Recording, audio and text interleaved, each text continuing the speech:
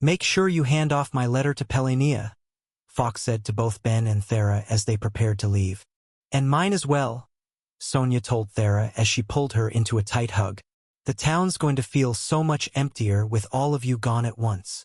It'll only be for a bit more than a month, Auntie. We'll be back soon. I doubt I'll be able to handle my parents for much longer than that anyway. MMH, if your mom does anything so rash again, let me know. If need be, I'll rush down to straighten her out. I'll send a letter if she does anything too over the top, Thera told her aunt, grateful to have her for support. Sonia gave Ben a hug as well and asked him to look after Thera while Falk gave him a firm pat on the shoulder. And with that the two of them went off, walking in the woods to the left of the road and hoping to find anything they could. Thera was at the ready, staff in hand and carrying a magic tool that Ben had produced specifically for their long trek. It was a lantern of sorts, the flame within being created through a fire enchantment being mixed with the level 6 charm that Sonia possessed, to create an alternative to the one that naturally came off of Thera. While less powerful since it didn't have her overwhelming mana attached to it, the higher level compensated for that fact, while the fire at its core served the purpose of getting rid of any bugs that were drawn to it so they wouldn't be surrounded by a constant swarm. While he'd given it another effect as well, it wouldn't become relevant until night fell. As she tried to focus around her, at the ready for anything that might be drawn out to attack, she couldn't help but be distracted by whatever Ben was doing, seeming to be paying attention to the surroundings but had his hands full with 2 knives and something else in each as well. Okay, I give. What's going on? Are you just that excited to fight or something? What this? He asked, wiggling his very full hands. It's part of a little idea I had to make sure this quest isn't too much of a waste of my time.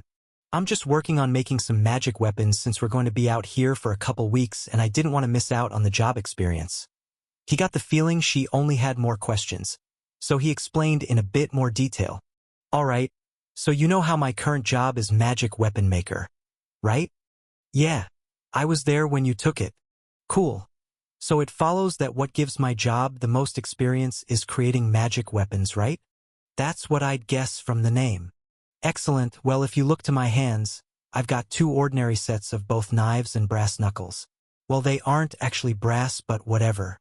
I add a little enchantment to each and the edges of the knives burst into flame as he poured mana through them and knuckles lit up from the light spell that had been applied to them.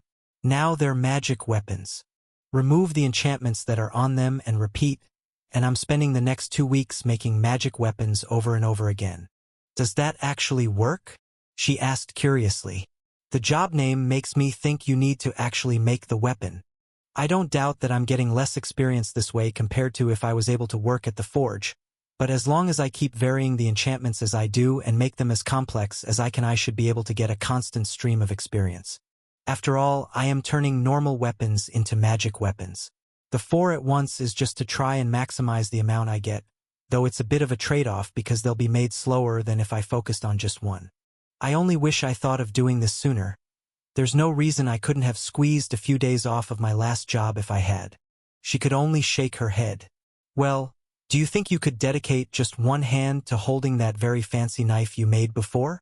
I can only imagine you getting attacked with hands full of weapons you can't do anything with. It's sheathed in my pocket. Worst to worst, I'll just drop these and pull it out. I just need you to keep me safe if anything comes at me. Wouldn't it be better to just be at the ready? I mean, maybe? It's not like I'm much of a fighter, and doing a quest like this where I can't just set some traps and wait is kind of a huge weakness for me, right? Since my gun idea was a bit of a bust, as far as ease of use goes, I should really try and find a different way to keep myself safe. Maybe I could work on something that could attack automatically? But then how would I make it work, or for that matter distinguish between friends and enemies? She let out a sigh as he started getting lost in his own world. Just don't let yourself get so into it that you'll be taken by surprise. Don't worry, I'm pushing my mind skills a bit, but that's just training too, right? As long as you're giving the surroundings enough attention, then alright, just try not to trip on anything, I guess. I'll be fine. So how long do you think it will be until we run into anything? The woods along the road get cleared regularly, so I doubt we'll encounter anything at all. Even if it's not as high-paying as other rank 4 quests, it has the benefit of being easy and fairly stable pay, Plenty of people take it when it's not being used as a way to stabilize their finances. Well then, here's hoping for an easy couple weeks. The first day of hiking through the woods, trying to draw out anything that might be a danger to them and anyone using the roads had been a bust. While there was a constant stream of smaller monsters that would appear to cause havoc and attempt to attack them after being drawn in, they hadn't seen a single more serious threat that a carriage or anyone traveling on foot couldn't simply have escaped from. And with the day almost over, they decided to stop for the night to make camp. The magic lantern wasn't extinguished. Instead, he twisted a small knob he had on it, designed to connect to the enchantment and essentially change the setting of it, taking it from being a light that emits charm to one that emits fear instead.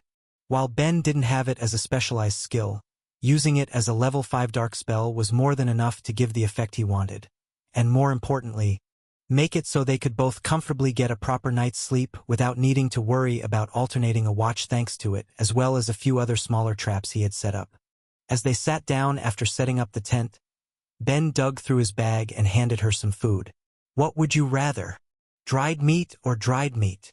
Just hand it over," she told him, depressed at the state their meals would be taking for the next little while. "We'll have to get something nice while we're in the city to make up for this." "Absolutely. I wouldn't mind checking out some shops before we go through the gate anyway." He hadn't been overly thrilled with the meals they'd be stuck having either, but he didn't want to fiddle with the enchantments on the spatial bags since whatever enchanter had made them seemed to have a ridiculously good space affinity. The mana cost was so low on them that the little mithril used to power it couldn't handle having anything else added to it, and if he tried to remake it to be better for storing food as he currently was, he stood the chance of leaving it worse. Once they completed their lackluster meal, they went to go to sleep for the night, splitting the tent since their time in the Dryad village had dulled any awkwardness about that sort of thing, when Ben grabbed her arm and pointed, trying to be quiet enough that only Thera would hear. "I'm not sure what that is, but it doesn't look good," he whispered, directing her attention to a glowing, translucent animal that resembled a white wolf at first glance. Thera, for her own part, seemed less cautious and more curious, almost excited. "Oh cool, a ghost.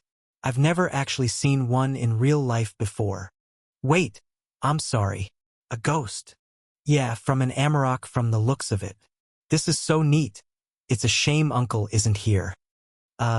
Should we be worried at all?" he asked, more nervous than he expected to be hearing that. He was aware of them on this world at least, but unlike so many other creatures where connections were mostly being made to relevant species that existed in his native language, a ghost was exactly as it sounded, like the remaining soul of a dead creature, continuing to live on and act in the world without the flesh it had previously been bound to. Yeah, a single ghost usually can't do much by itself. If Uncle was here, he could either control it with his death magic or maybe help it pass on. But if left alone, it should do that eventually anyway. "It won't be affected by the lantern, but it shouldn't bother us, so you don't need to worry." She could tell something about it made him uncomfortable, but she simply didn't understand why. They were essentially harmless without a death magic user around. Either a creature that was stubbornly hanging on to a lost life or so dumb it hadn't realized it had died.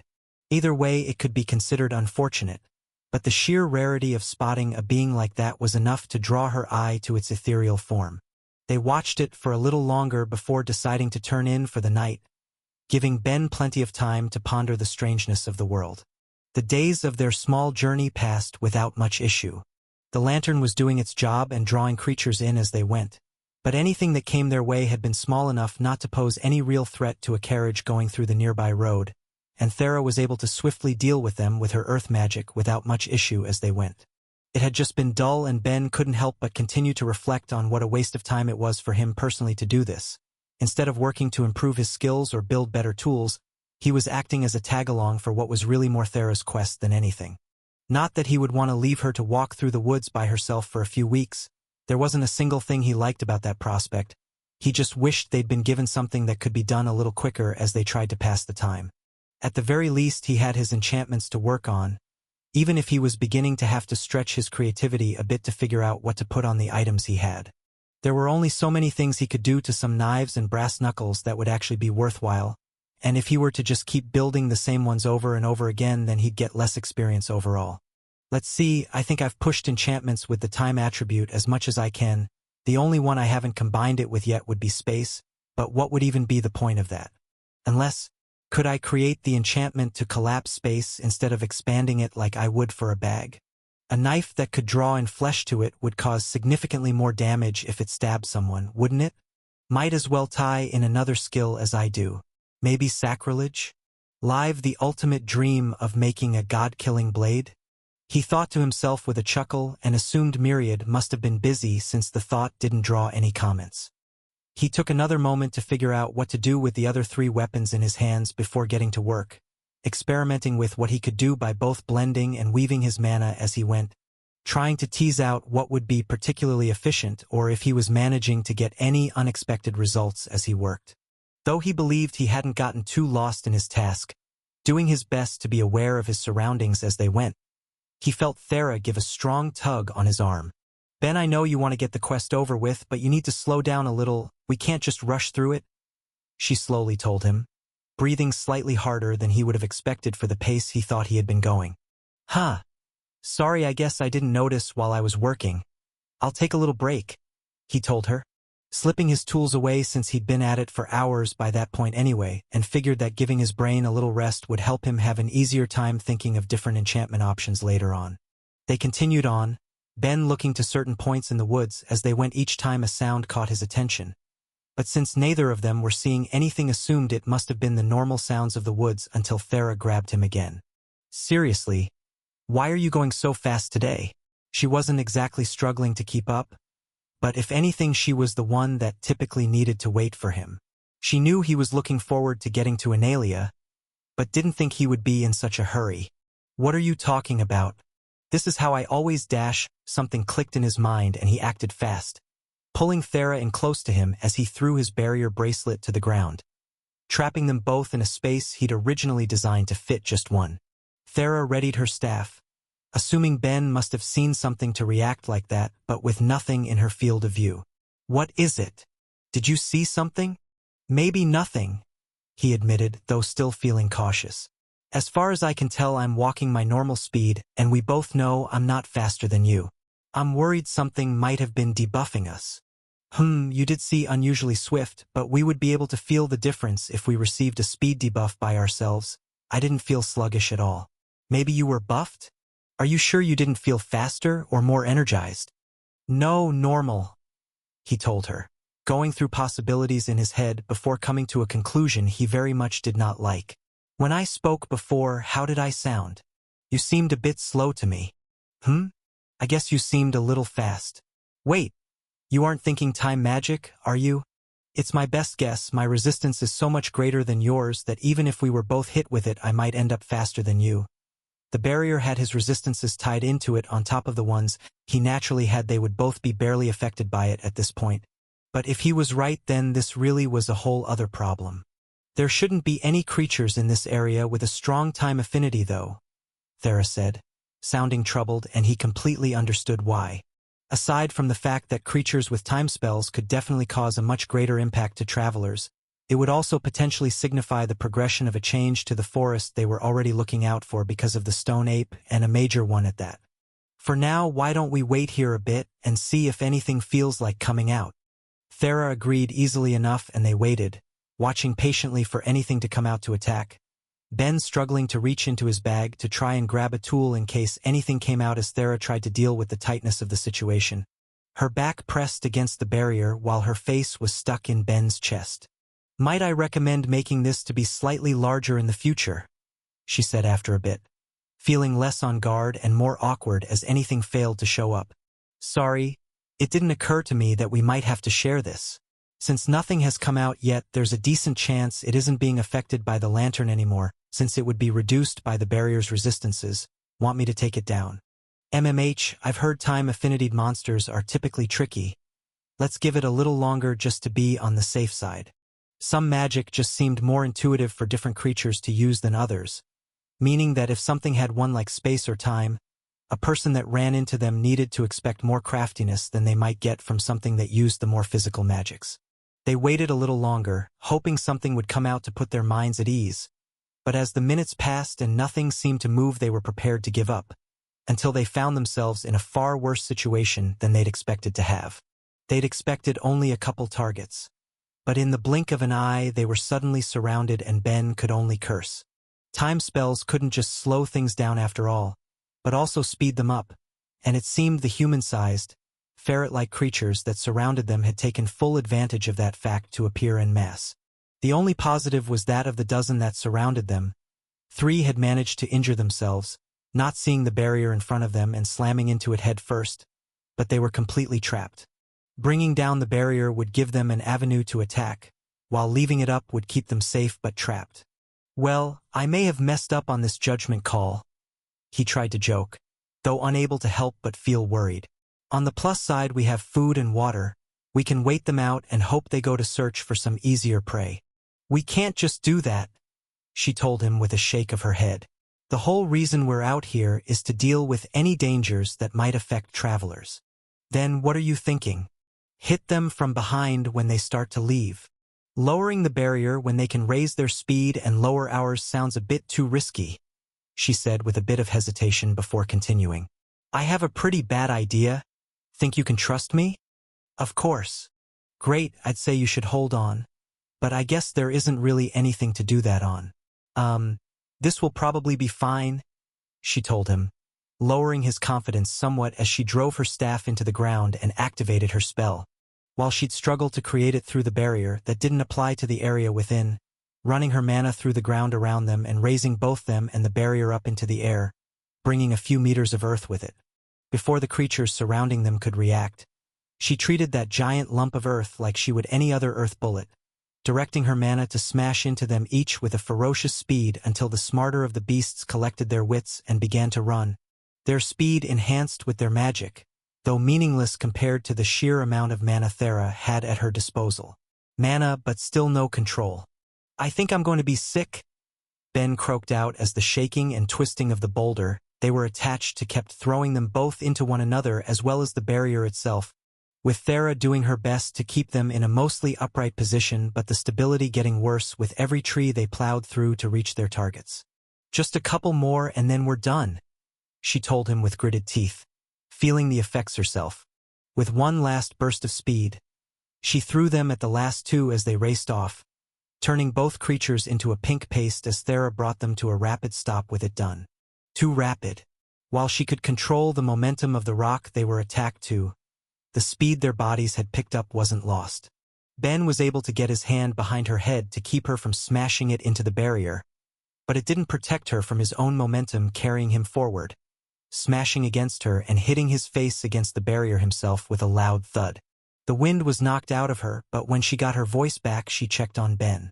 Oh gods, are you okay? That sounded bad. I'm probably fine, he told her as he rubbed his head. Just want to lay down for a bit after all of that.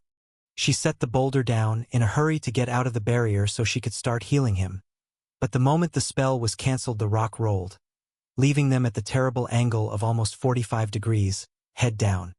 Thera landed on him as Ben let out a grunt and a small, pained expression painted his face.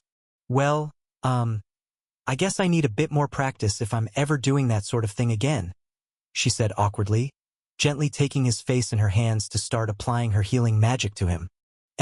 Maybe just a little. I'll get us out of here in a few minutes. I just need to settle my everything. Ultimately, the encounter proved to be the most dangerous leg of their journey.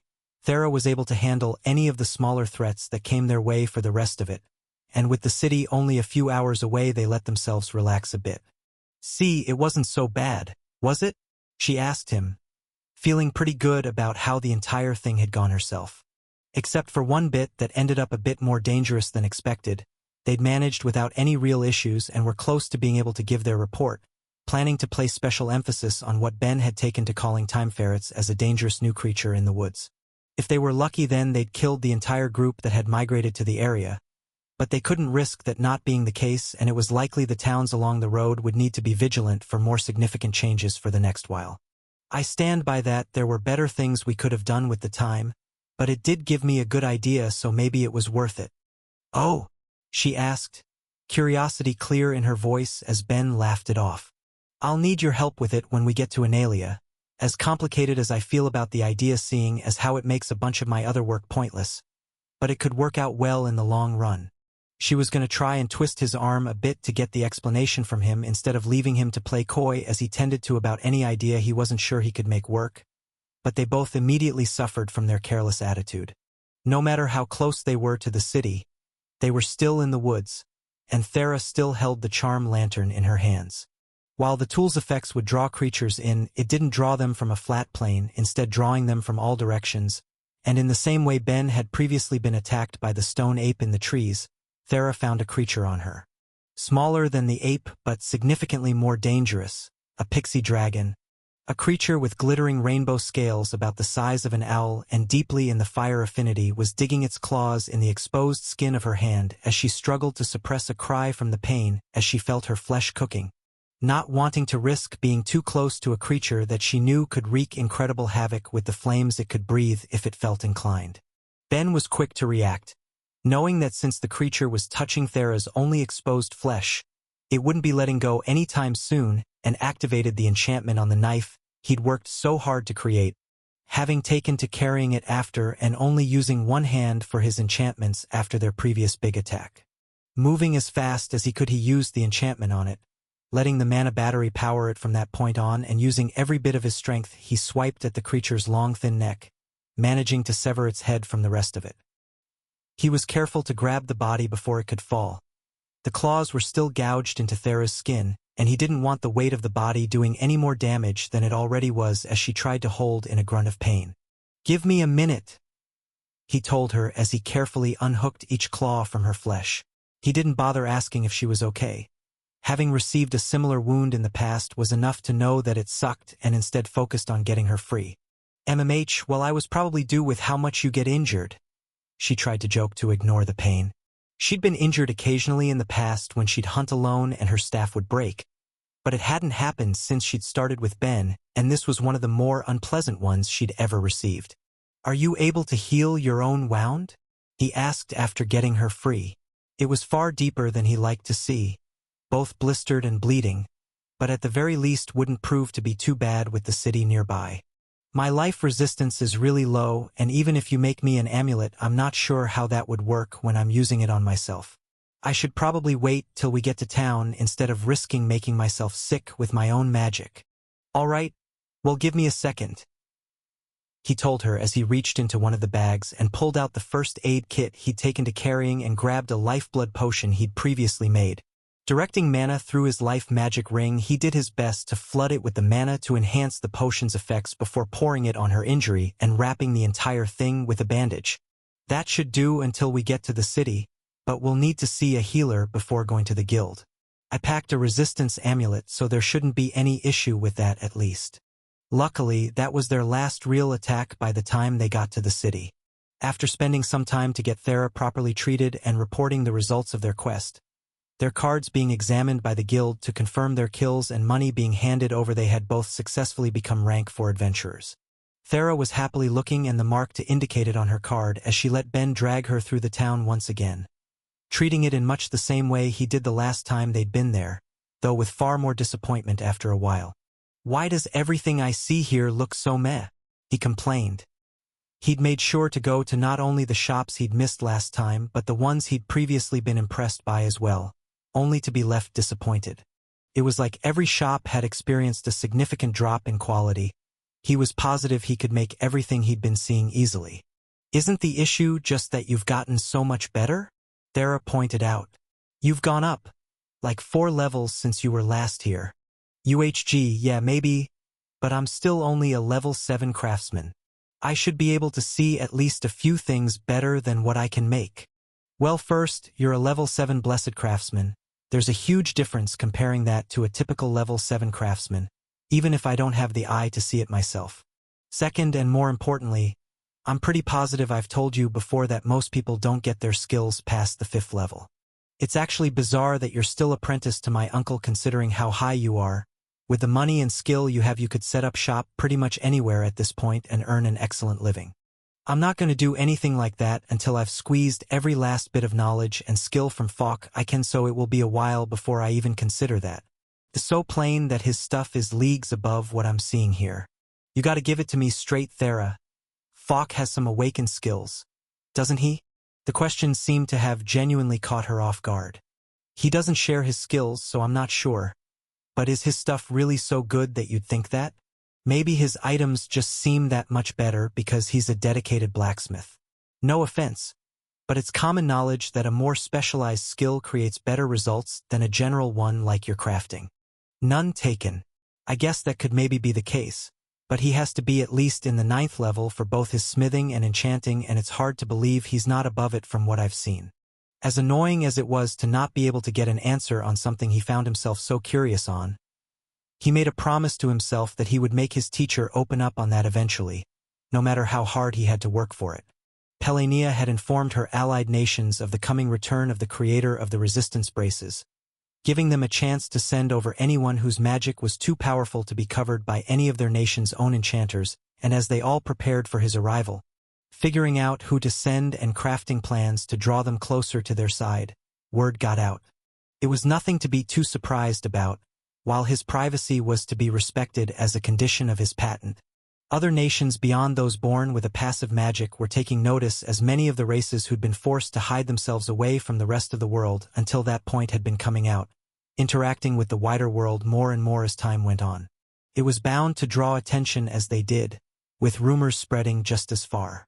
Word was going around that a master enchanter had been born, a rarity when the world tended to only ever have 1 or 2 beings who'd unlocked that particular job at a given time, and from the sounds of it, a particularly skilled one at that. While many viewed the fact with curiosity, wondering if the creation of the resistance bands was a passing fluke or if they might show true aid in the coming war, other smaller groups had agendas of their own. "We can expect them in a few weeks," an elven male said, summarizing his findings as he tried not to wither in pleasure. His eyes were dilated as he did his best to hang on to control until his leader was done, slowly extracting her long, thin teeth from his throat as she fed. Taking a moment to lick the lingering blood from her lips, she thought on what she'd been told, daring not to feel too much hope at what her subordinate had passed along to her. "Are we sure about the accuracy of this information? I've heard the rumors, but con artists and charlatans have been known to attempt such things in the past, saying they've discovered solutions to a race's problems and would happily provide aid in exchange for the right amount of coin. Some even managed to get away while keeping their heads." "We're certain," the elf told her as he brought himself under control. "We've seen a number of races known to have passive magics leaving through the gate of Analia without a Fanadale cloak or any of the other rarer means of blocking their power, with each having a metallic brace on one of their arms. I can't imagine so many of them would leave for other nations without immediately being detained if the function of such a device wasn't all but certain. And given the similarities present between the succubi's charm and the issue of your own race, I can't help but believe in the value that would come from meeting with this individual." She couldn't help but grimace. If what she'd heard was true, then as a leader she had no choice but to attempt a meeting. While the succubi had the benefit of being able to go on fine in isolation if they needed to, the same was far from true of her own people, an issue they'd struggled with since their unfortunate birth on their home world. She would do whatever it took to get a meeting if she could, but a small problem presented itself. "If only we'd forged any sort of relationship with the succubi nation," she lamented. "But with so few of us, what would even be the point? I suppose all we can do is attempt a meeting and hope that Analia's queen is feeling agreeable enough to at least hear out our request. There is another option if our information is correct. It seems that the first time the enchanter had been there creating these braces, they'd stayed at the queen's home, with rumors even spreading that it's the same person currently engaged to Pelenia's daughter. I can only see that making things even more difficult for us," she said as she pinched the bridge of her nose. "Do you really think the leader of a nation would want a being like I around her kin? Perhaps not, but while we aren't certain of his race, we're aware he isn't an incubus. If we keep a safe watch on her home for anyone leaving, as long as it isn't an incubus or the great earth spirit, we can assume that it's either the enchanter themselves or one of their associates with them. If we simply talk and explain our case, then we can hope they'll be agreeable." That might just be the best course of action. I suppose we shouldn't bring too many people. The issues that would come with having more than a handful observe the home of a head of state would be more than I'd care to imagine. To be safe, let's leave it at you and I." If we see nothing after a few days, I'll do my best to open up a dialogue with the queen. No matter what it takes, we need to make this work." Decision made, they began their arrangements in preparation to leave for the nearest gate. One feeling the weight of her people as she did. To be the last is a cruel thing, especially as we stand so close to our long-sought revenge. The elderly being thought as he stood over the body of his brother, leaving him as the last of his siblings brought forth from their God. And with that very God dead and the creaking of his joints, he knew he didn't have long himself. As each century passed, he couldn't help but wish for the coming invasion to simply begin, as selfish as that hope was for the other races that made their homes on the world. They knew their time was limited after all, but as years passed and one by one they broke down and passed, how cruel fate was for their most hated foes to finally be on their way, only too late for them to do anything. Even now he felt the magic within him begin to fray, coming loose after centuries with no way to repair something of such complexity, no being in the world with the skill. Even the gods, should they descend upon their apostles to use their form, had been too weakened by their losses to help. If there was some way to bring him to their realms, then it would be easy to correct, but there was no point thinking on such impossible what-ifs. Another hope would be that one would exert their power on the mortal world from within their realm, but that would be nothing but an unreasonable desire. How taxing it would be to save his one life alone when the strength and faith would be better suited to other things made the idea the height of selfishness. He placed a single hand on his brother's head and gave a brief prayer to a God no longer there to hear it before taking a seat and waiting for the end to come for him as well, at the very least getting some peace before he went, or so he hoped. "Honored elders, I come to you with news," yelled the young Mealy girl as she burst into his abode. "I'm afraid there's now only one elder in here now, child, but come, speak," he said kindly to the girl currently in charge of ensuring his needs were met. Even that seemed a cruel joke of sorts, the race he'd been created to protect now being the one to ensure his care in his final days. But unlike the bitterness that came from not being able to join the battle, this one didn't sting. He and all of his brothers had a deep love for their people, and that love was still returned all of these centuries later. The girl, for her part, looked shocked and on the verge of tears seeing the body laying to the side, but pushed through to carry on her message. "Then this is even more important. Rumor has it a new master enchanter will be showing up in Analia.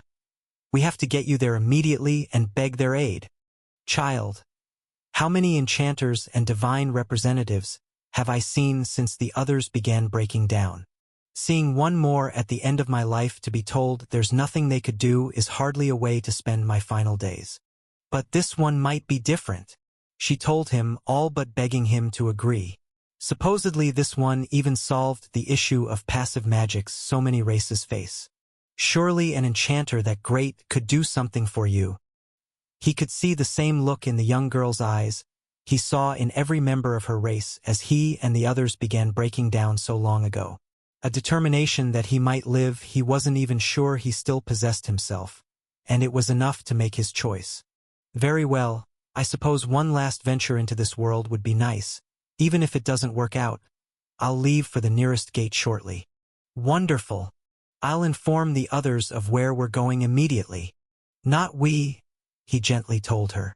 "Even if what you've said about passive magics is correct, there's no guarantee everyone in Analia is having theirs blocked, and I'd rather nothing happen to you or the others on my account.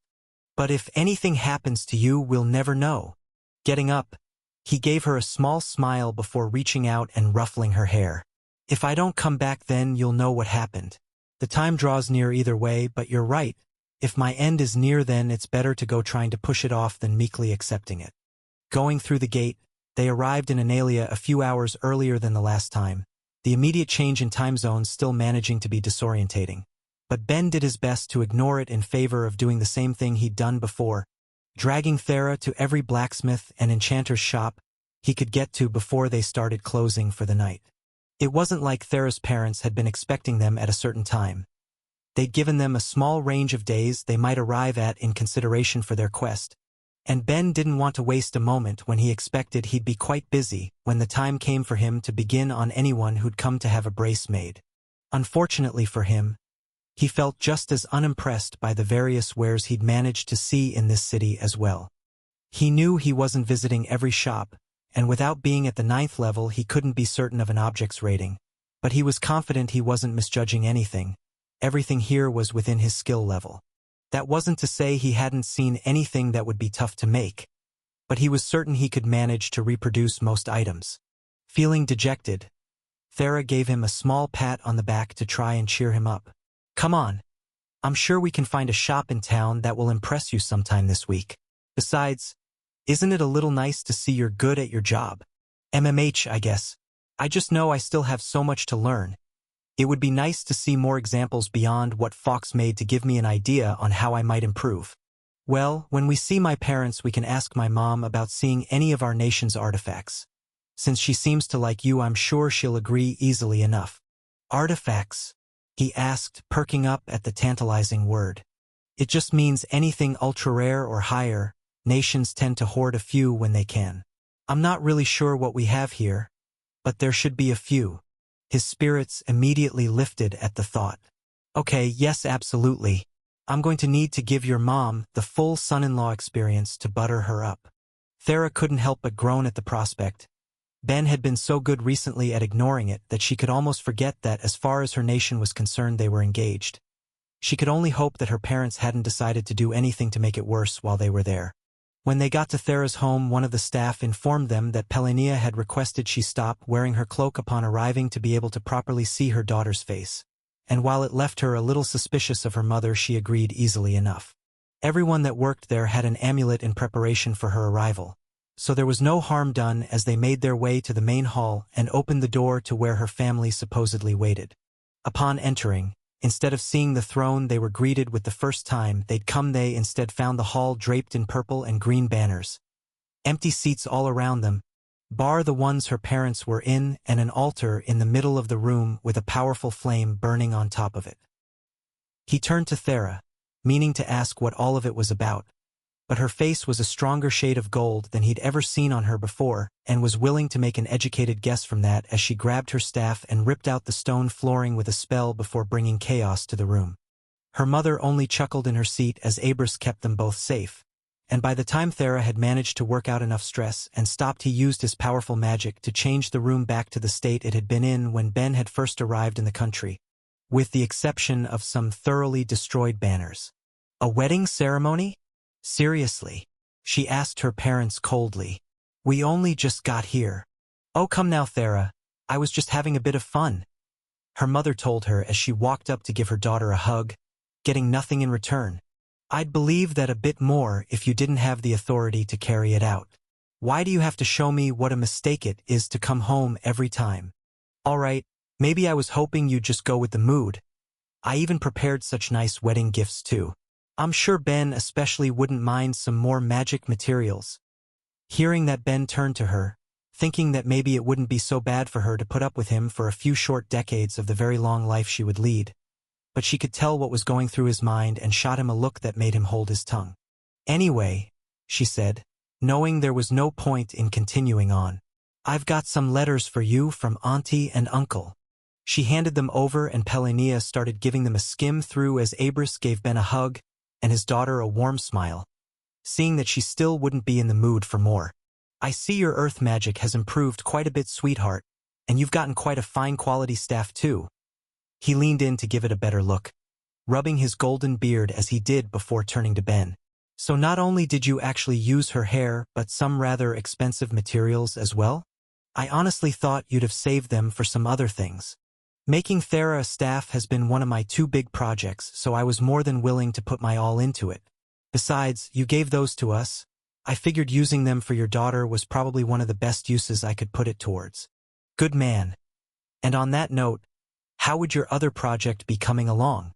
"I've got it pretty low, but if Mom managed to get the skill rings I'd asked for a few months ago, I'll be able to make a lot more progress," he told them, making Thera sigh while Pelenia beamed at his overly familiar way of referring to her. "I've done you one better, actually," the queen of the nation explained to him. Since getting enchanters who happened to have those skills at high levels was proving to be a challenge, I simply found individuals who did to put them to use. It's a bit late to call for them now, but I'll bring them around in the morning for you to copy their skills. All right? Sounds excellent," he told them as he stopped to give it a bit of thought. Actually, assuming it works out the way I think it will, would you even need to wear your cloak if I knock your resistance down a few extra points? Everyone in the country should have a decent dark resistance, right? I'm not sure, she said, turning to her mom with a question in her eyes that Pelania was quick to answer. As long as your effect at a distance is at 10, I don't think there would be any issue, she said thoughtfully. Honestly speaking, even that is mostly just to be cautious. The average person here without an amulet to protect them should have a resistance of around 15 to 20. I'd say just wear something with sleeves when you go out in case anyone brushes up next to you. The lingering displeasure she'd felt from her parents' stunt was immediately replaced with excitement. She hadn't even considered the fact that as it was, her brace was good enough for her to be able to walk around her nation without her cloak. She'd been so consumed by the fact that there were people outside of the nation she couldn't be around that she hadn't given it any thought. With the possibility open to her, though, the prospect of wandering the town became significantly more exciting. Well then, after you improve the enchantment, we're going to have to do something a bit more fun than you just locking yourself in the Craftsman's Guild while we're here. Of course, he told her with a smile, happy to get the chance to do something like that with her. Aside from whatever plans you're both thinking of making, I am hoping to keep you both a bit busy if you don't mind. Ben, aside from the various delegates you'll be making braces for and meeting with your god's believers, I was also hoping I might get you to do some work for me as well. Oh sure. I don't mind, but what were you thinking? Falk mentioned in his letter that you've become quite proficient at your craft at this point. If I were to get my husband to set up the area I had you working in last time into a proper forge, do you think you'd be able to make some weapons and armor for a few people I send your way? I'll of course provide supplies and pay you for your work. Absolutely, he agreed with enthusiasm. The prospect of properly making some things to earn job experience was far more exciting than just trying to make more complex enchantments for the small weapons he'd brought with him. Wonderful to hear. And Thera, I know you'll probably want to practice your earth magic with your father, but there was something I was hoping you might be willing to dedicate yourself to every other day if you don't mind too much. It depends, she said cautiously, knowing better than to trust her mother too easily. Oh, it's nothing bad. Sonia's mentioned to me that you've been working on your life magic, and it just so happens we have a very competent light mage around.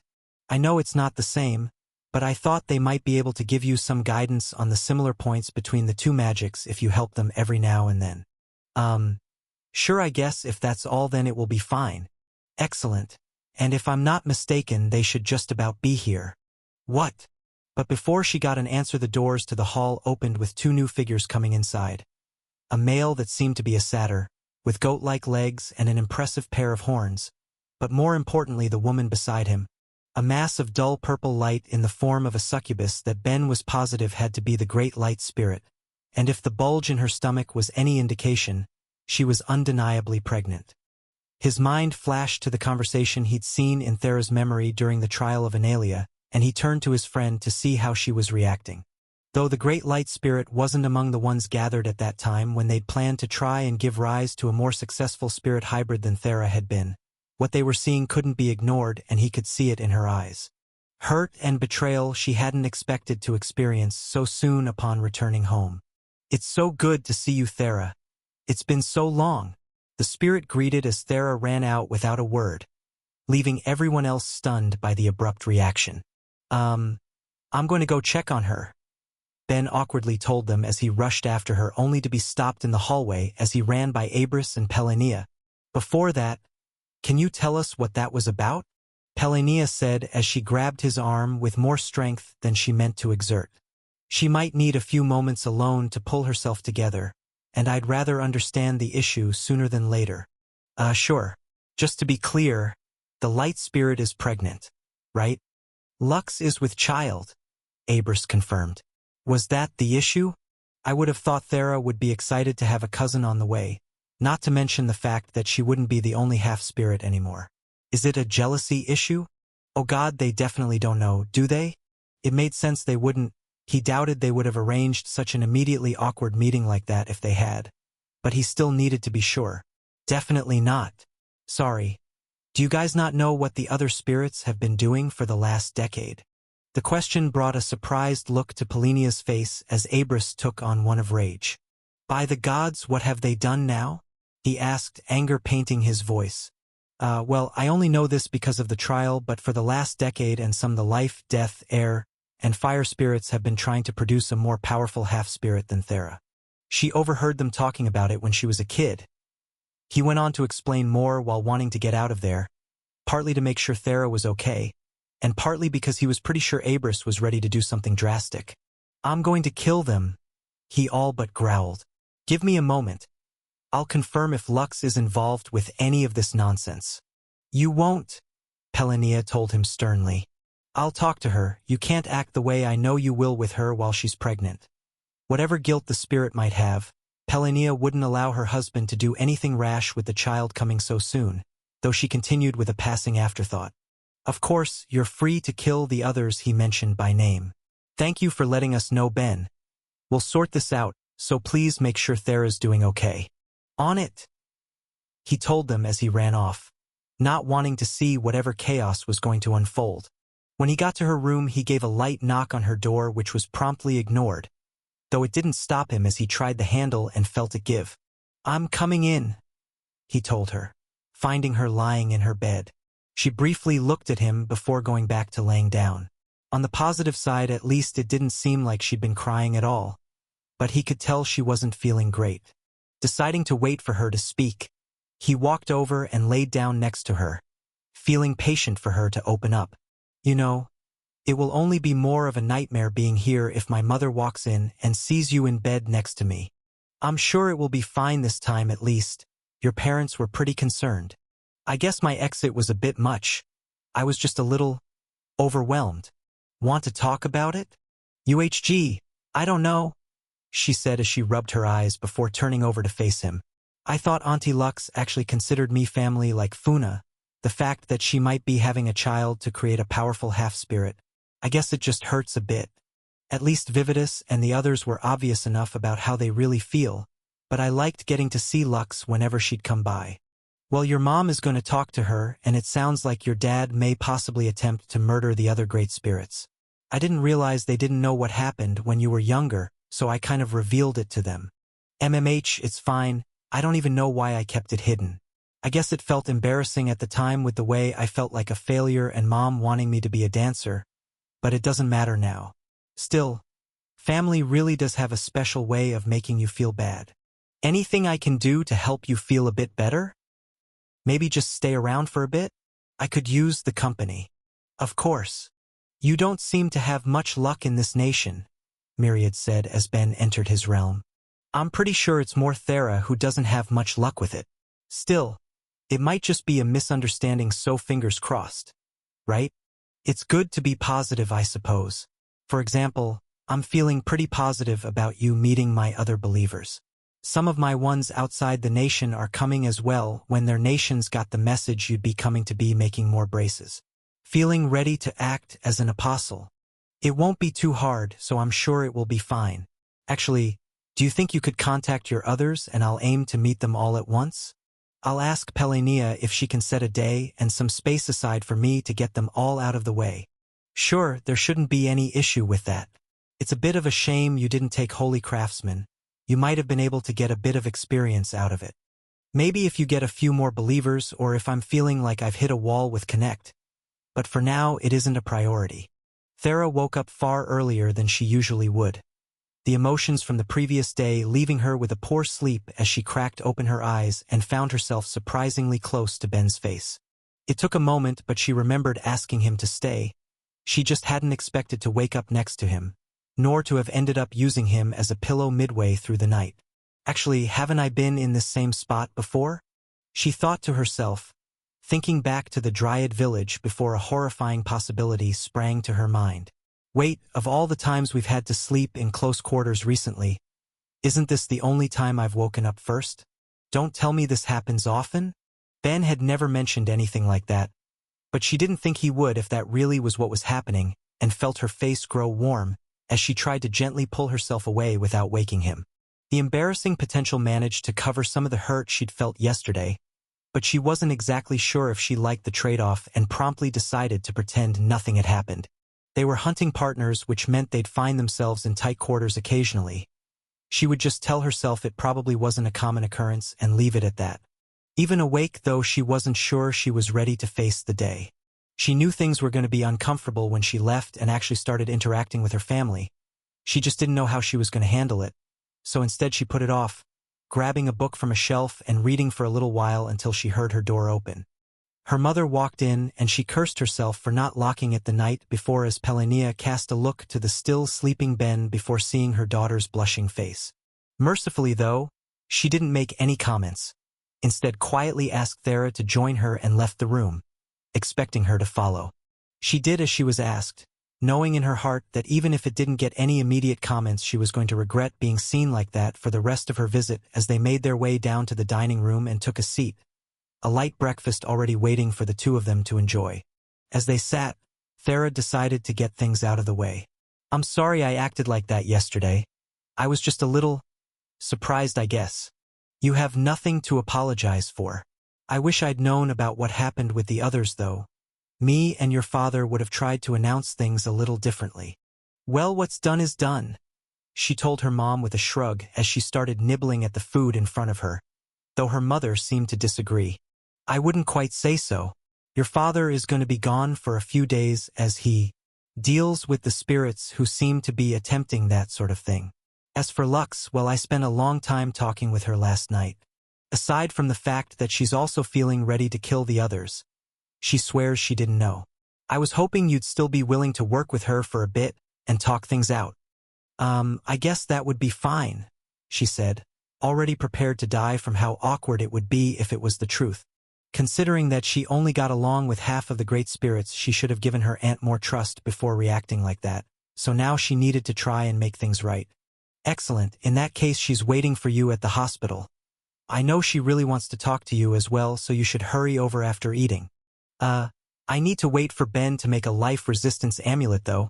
I wouldn't want anyone to get hurt," she explained to her mother, trying to delay things until she was more emotionally ready. "That's no issue.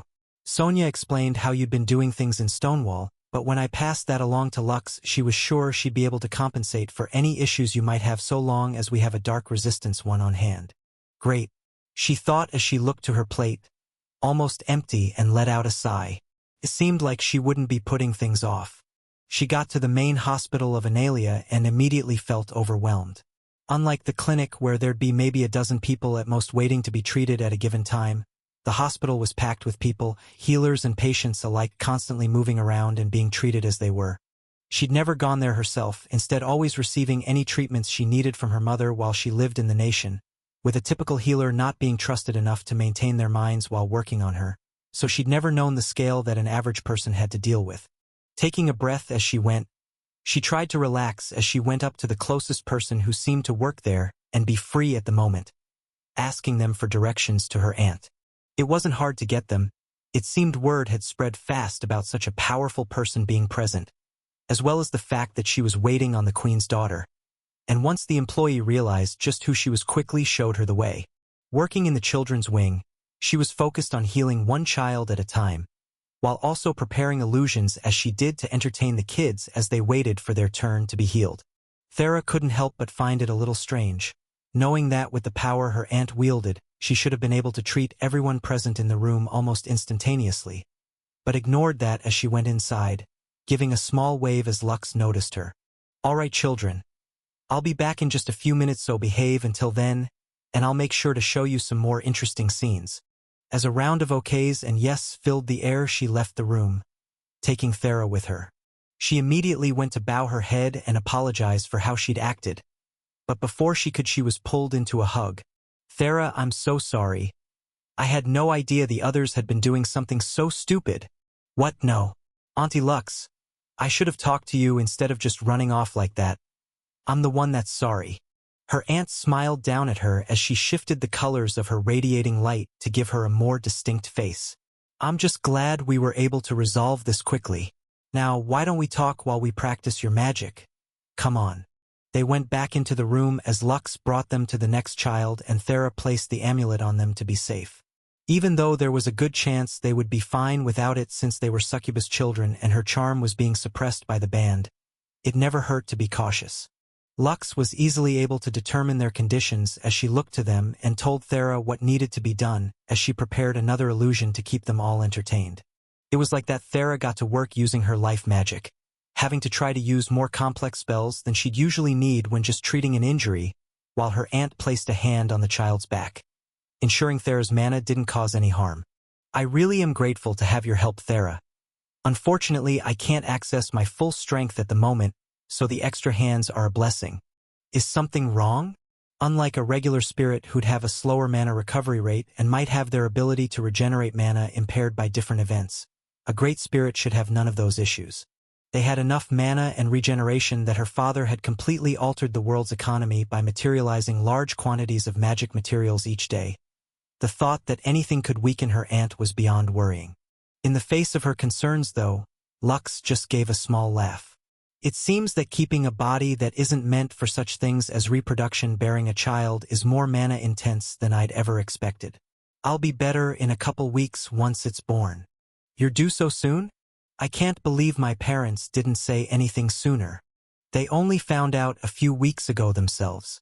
I originally planned on keeping it to myself until they were born, but well, I guess I began getting a little nervous. This will only be the second time a spirit has had a child with a mortal after all. I wanted to ask for some advice from your parents. I see. She'd heard from her mother when she was young about how panicked her father had been right until her birth. The idea being completely foreign to him at the time and horrified that something might go wrong, but had always assumed she'd been exaggerating. How could someone as powerful as her dad have anything to fear about that? Seeing her aunt now, though, made it a bit more believable. So do you mind if I asked how this all happened? Has nobody ever given you the basics of how babies are made? Lux asked with a playful wink. You know what I mean. Haha. I met Rit, my partner, as I was traveling to meet the various light spirits in the land a few years ago. I'd always been a bit closer to mortals than some of the other spirits as a result of my affinity having healing properties, and met him in a hospital I'd stopped in along the way. He was on the verge of death when I got to him with almost half of his body missing at the time, making it exhausting even for me to save him. But the moment he opened his eyes, he expressed his undying love for me. I immediately went to treat his head, thinking I'd missed something, but once I was sure he was fine, he was still persistent, and I guess you could say I felt amused.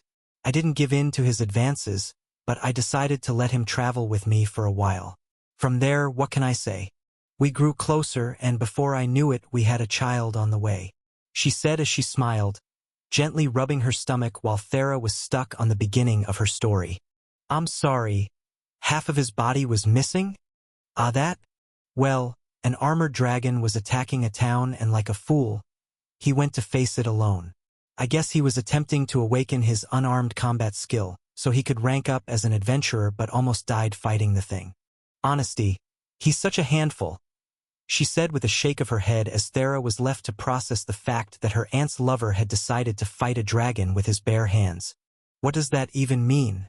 Ben thought groggily as he came to consciousness. Absorption resistance, huh? Yeah, I guess that tracks since I'm having my mana and vitality drained each night. But wait, that means, damn it, I need to remake my ring.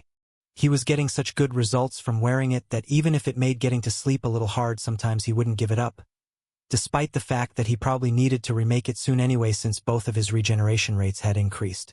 It was a shame, though.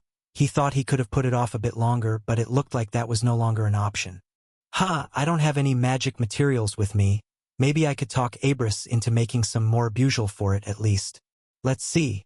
Since he can't make Deathstone, I could probably just tie the drain spell to the ring. It's not like the mana being pulled from me is being used for anything anyway. He muttered to himself as he got up, trying to figure out exactly how to alter it to account for the changes in his status.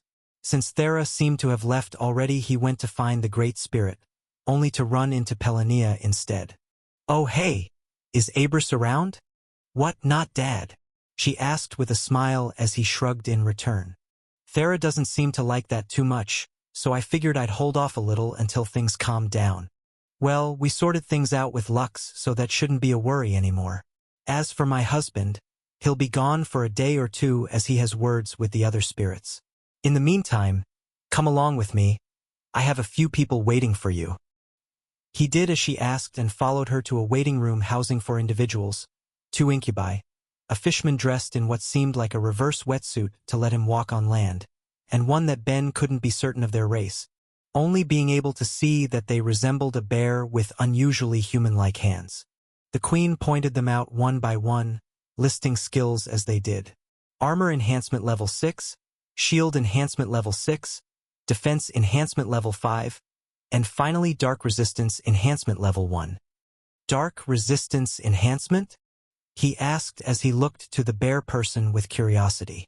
It was a skill he'd never heard of before, but couldn't help but feel potential in as soon as the Queen announced it. Since I got your request, I did some looking into any skills with potential as well and came up with this, a skill that amplifies the effects of a person's fixed resistance. Of course, this was the highest level I could find it at since resistance enhancements are an extremely rare class of skills, and who's to say if it will even do anything, but it couldn't hurt. No, this is fantastic, thank you. Ha! How could I do anything less when you're trying so hard for my daughter?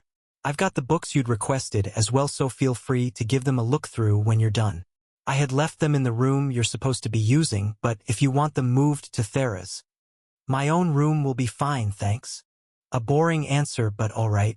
Here I was thinking things had gotten a little interesting since you stayed with her last night.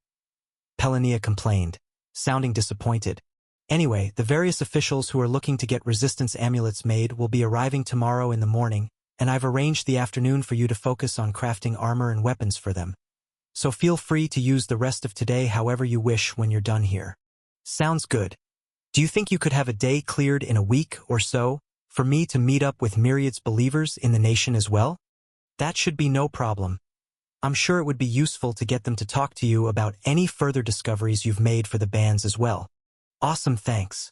With all of that out of the way, he got to work, going from one person to the next and copying their skills onto rings to use later. Since he could only enchant with other enchantments that were a level below his skill level, he wouldn't be able to make full use of his new level 6 rings until he managed to raise his enchanting again, but for the time being it was a significant boost compared to what he currently had. He was also intensely curious about just how much improvement he would get out of Dark Resistance Enhancement, but knew it would have to wait until later into the night to remake Thera's enchantment to view its effects. Once that was done, he asked one of the staff if they could tell him where to find Carly. He figured it would be good to make some time to greet the only other human in the nation, but sadly it seemed that both she and her teacher Funa had gone out to travel again, visiting some of the distant friends she had in the world. With that plan over before it began, he went to the room he had used during his first time in the nation. Taking a look at the few books on skills the Queen had gotten him before leaving her home and making his way to his favorite place, the Craftsman's Guild. It had felt so long since he'd been there last, and he immediately wanted to go through the available archive, searching for anything that seemed like it could be interesting as he did, but he restrained himself, knowing he needed to talk to one of the staff members at the counter instead. After exchanging pleasantries, Ben cut to the heart of the matter for him.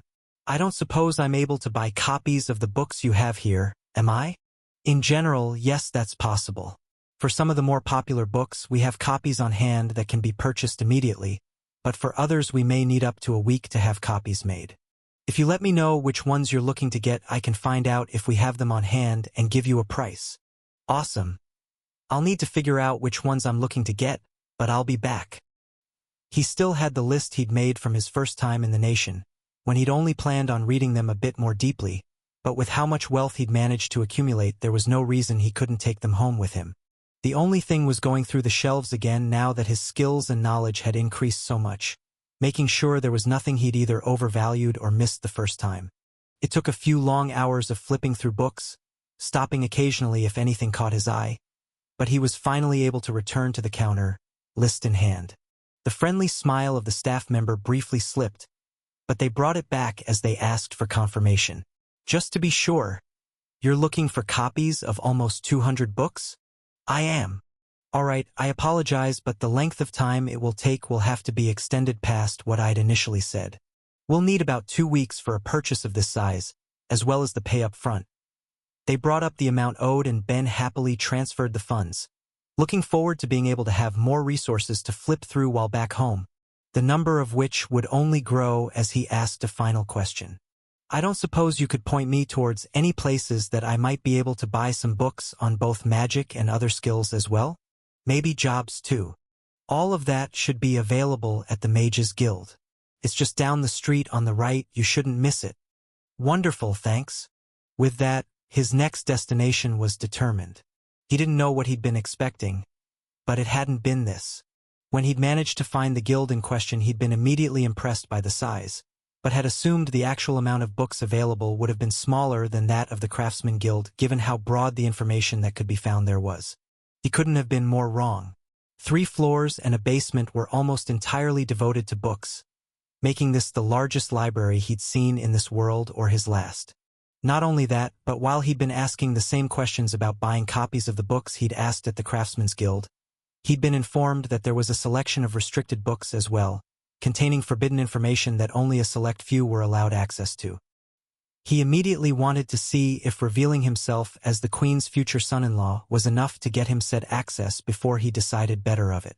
No need to do anything that might cause him problems farther in the future, and there was already more than enough to keep himself occupied, with sections conveniently divided by their type of magic, and a non-magic section as well where he went first. The Mages Guild seemed to be devoted to not just magic, but tangentially related scholarly pursuits as well, meaning books on both skills and jobs. Flipping through books on the latter first, he was able to confirm there was no information available on the kin job, but strangely enough also nothing to be found for heretic either. He could only assume that that one was being specifically hidden, presumably because both gods and the average mortal wouldn't want someone taking it, but the fact he couldn't learn more was a bother. It was a shame since Myriad hadn't let him know anything about it beyond the fact that it would help raise his sacrilege level, but it was still far from a priority job-wise. As for skills, information became harder to acquire as well, at least for the ones he was curious about reading up on.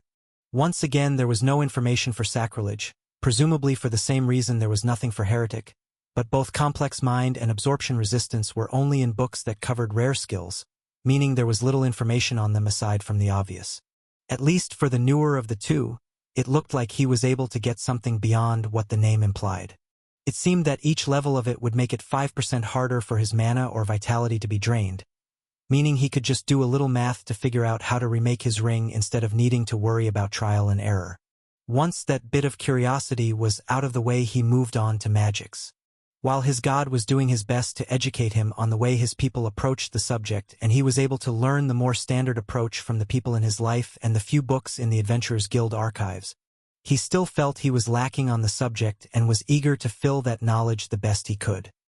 He moved from shelf to shelf of the affinitied magics as the hours slowly passed, recording the names of books that went over the broadest of spells to those that covered a far more unique approach to using a given affinity, as well as books that discussed specialized forms of a given magic such as prophecy or purification before moving on to ones that looked at combined magics like decay or explosion magic. For good measure, he made sure to pick up books discussing the awakened version of each affinity, as well as one on soul magic to satisfy his curiosity on the topic. While he would have happily grabbed books on the other Tier 3 magics as well, he ran into the problem that there weren't any. He couldn't be sure if it was due to them being hidden or simply the fact that there hadn't been nearly as many Tier 3 mages for the other affinities compared to soul magic, but whatever the case, he simply moved on to the non-affinitied shelves. It was there he got his best surprise of the day. More enchanting books, some of which he hadn't seen in the Craftsman Guild. He knew that it was technically considered a magic, but he hadn't considered the fact he might find anything on it there. In his mind, he always considered it to be a tool to enhance items, but there were surely plenty of enchanters that considered themselves mages first and would submit their research to this guild over the other one, meaning he had even more books to dive into. By the time he had his list, the guild was preparing to close down as he put in his order for books. Even more than at the Craftsman's Guild, he found close to 400 he wanted to bring back with him. It wasn't like he expected to read them all cover to cover anytime soon, but they would be helpful as references should he ever need them. Really though, I really should try and pick up the speed reading skill. My speed is already pretty fast thanks to my other mind skills, but I'm sure it would synergize real well. Of course, maybe I should hold off until I get the Fractured Mind user job for the experience. I guess it will all depend on what options are available after I complete my current one. Once he got back for the day, Ben went to meet with the barrier master Furila to get the 6th level of the skill placed on a ring for him to make use of before making his way to the dining room to eat with everyone and discuss the events of the day. It seemed that Thera had indeed successfully made up with Lux, easing everyone's minds in the process and leaving them in good cheer. While Abris was still gone, out dealing with the other great spirits who'd had the nerve to say something like that within earshot of his daughter, that fact was glossed over as they all instead focused on what would come next for their time there, and before long they went to bed, with Ben following his friend to update the enchantment on her brace. He could tell that both she and her mother were nervous about it. While as it currently stood, a person would only need to have a resistance of 13 to handle her charm at a distance and 23 on contact. That was still a long way from ensuring she would be safe for an average person to be around. Meaning that if the results were worse than expected after this, then he'd need to find at least one new skill to attempt it on. It's going to be fine. I'll be able to work with the 5th level of all 3 skills. Meaning I have 18 levels total to apply. So long as 4 levels really does translate to removing a single point of resistance, then I'll be able to get 4 points off, plus whatever dark resistance enhancement might be able to contribute. It will work. Having finished pumping himself up, he got to it, removing the old enchantment and creating a delicate weave of the new one, combining the full power of his dark resistance with the magic resistances so tightly bound to the skills he was using. He knew that even if he succeeded, it still wouldn't be enough to get it to 0, but this was the most progress he could make now that he couldn't increase the power of his resistances any more than where he was currently at. And as long as the Queen was able to one day find people with skills at the 9th level for him, and he continued to level up both his enchanting and connect, then the end of Thera's charm was in sight. The time passed as he pushed not just his enchanting and connect, but also his mind skills to ensure everything was perfect, quadruple checking his work as he went, and after a few short hours he was done. All finished? Thera asked sleepily, alerting him to the fact that she was awake. Just did. Sorry? Did I wake you? No. I think I was just feeling excited for how it turned out. Well, give me a few minutes and I'll check. He quickly ran out to grab the passimeter he'd packed, setting it up to check the range and feeling a grin spread on his face as he came back. She knew it would be good news from his expression, but he handed it to her to get the final result before telling her. On contact, it's down to needing a resistance of 19, and at a distance it's 9. She almost thought she'd misheard him, but the happy look on his face wiped the thought from her mind. In just a year and a half, Ben had taken her charm from being something potentially devastating to every race on the planet to a level where not only her own people, but every dark affinitied race would be able to handle without issue so long as they didn't touch her. And as he happily squeezed her hand, feeling overjoyed to have made so much progress, she couldn't ignore her heart pounding in excitement. Ugh, why do I have to hear this girl drone on? I just want to go hang out with Thera. I know, but if I have to hear one more of these assholes, then I might kill somebody. They do know I'm technically engaged, right? If that happens, then I'll just beg for dear Mother Polinia's help. I'm sure if I promise to marry Thera on the spot, she'll happily agree, and Thera would probably accept to keep me alive, right? I'm sure she'd forgive me eventually, and since she doesn't plan on getting married anyway, then there's no real harm in being in a small sham one. As I was saying, the frozen mountains of our land are truly a sight to behold. If you were to ever be interested in arranging a visit, my people would be more than happy to entertain you in your stay. Why, I'd be happy to show you around myself, said the Jotun noblewoman. An extreme beauty by his standards from a race afflicted with a passive ice magic that would freeze the environment around them. She seemed to be around his age and was wearing a seductive smile that he easily ignored. He'd been caught off guard the first time he'd had to deal with this today, but by the time she'd arrived, he'd already made braces for well over 50 other people. He'd grow numb to the obvious attempts at seduction. It's like they don't know I'm reading their minds while I do this. Maybe sometime in the future, he told her. Clear to them both, he was brushing off her offer. Anyway, your brace is done, so you're free to go. He tried to let go of her hand, but she kept a gentle grip on his, knowing she had one last shot before she needed to leave. Forgive me if I'm wrong, but you're a human, aren't you? She asked him, knowing full well the answer from her country's investigations, just as many of the others that came before her knew as well. I am. I thought so, she beamed. The summoned hero of our country is one as well you see. A nice girl named Sarah. I'm sure she'd love it if you came to visit. It must be so lonely to not be able to see your own kind after all. Holy shit, is she actually trying to hook me up with my old classmate just to get me? What was even the point of me choosing to remain anonymous when filing my patent? At least the ones before her had acted a little more subtle. I'd have well over a dozen people to report if I was going to. I'll just put up with it a little longer. As long as nobody starts arriving at my home to bother me, I can deal with it while in Analia. I believe I'll pass, he told her with his brightest smile. After all, your country didn't seem to have much interest in me when I arrived, and I still don't have any awakened skills to give myself value. I'm sure entertaining me for a visit would be nothing but a waste of time for your government when there are so many important things to prepare for, right?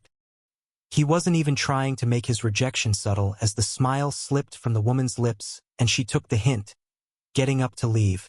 Once she was gone, he was able to let out a sigh of relief and took off 14 rings that were on one of his hands, placing them in an envelope with her name on it and putting it into his spatial bag before putting more blank ones on. What can I say? I'm curious about skill distribution and who has what. Plus, maybe Pelania would be interested. After all, even allied nations look into each other, right? If Myriad had a head to shake, he would, but Ben was already up, opening the door to invite the next person in. It was another beautiful woman, this time with a passive fire magic as the air around her shimmered from the heat as Ben groaned internally. Just how easily seduced do they think I am? Holy crap, finally. He thought to himself after hours of brace making. That was getting exhausting. That actually sounds like a nightmare. He thought to his God, not wanting to deal with the sort of stress an arrangement like that was bound to bring with it. That isn't even mentioning the fact that Pelania might have me put to death. It wasn't like there had only been young attractive women coming to him to have braces made. But they were the majority, with the few men and races outside of his strike zone focusing more on subtle offers of wealth and power. Still, he was free of that at least and on to something far more exciting as he welcomed the next group of people in. About a dozen high-ranked warriors from the nation's army.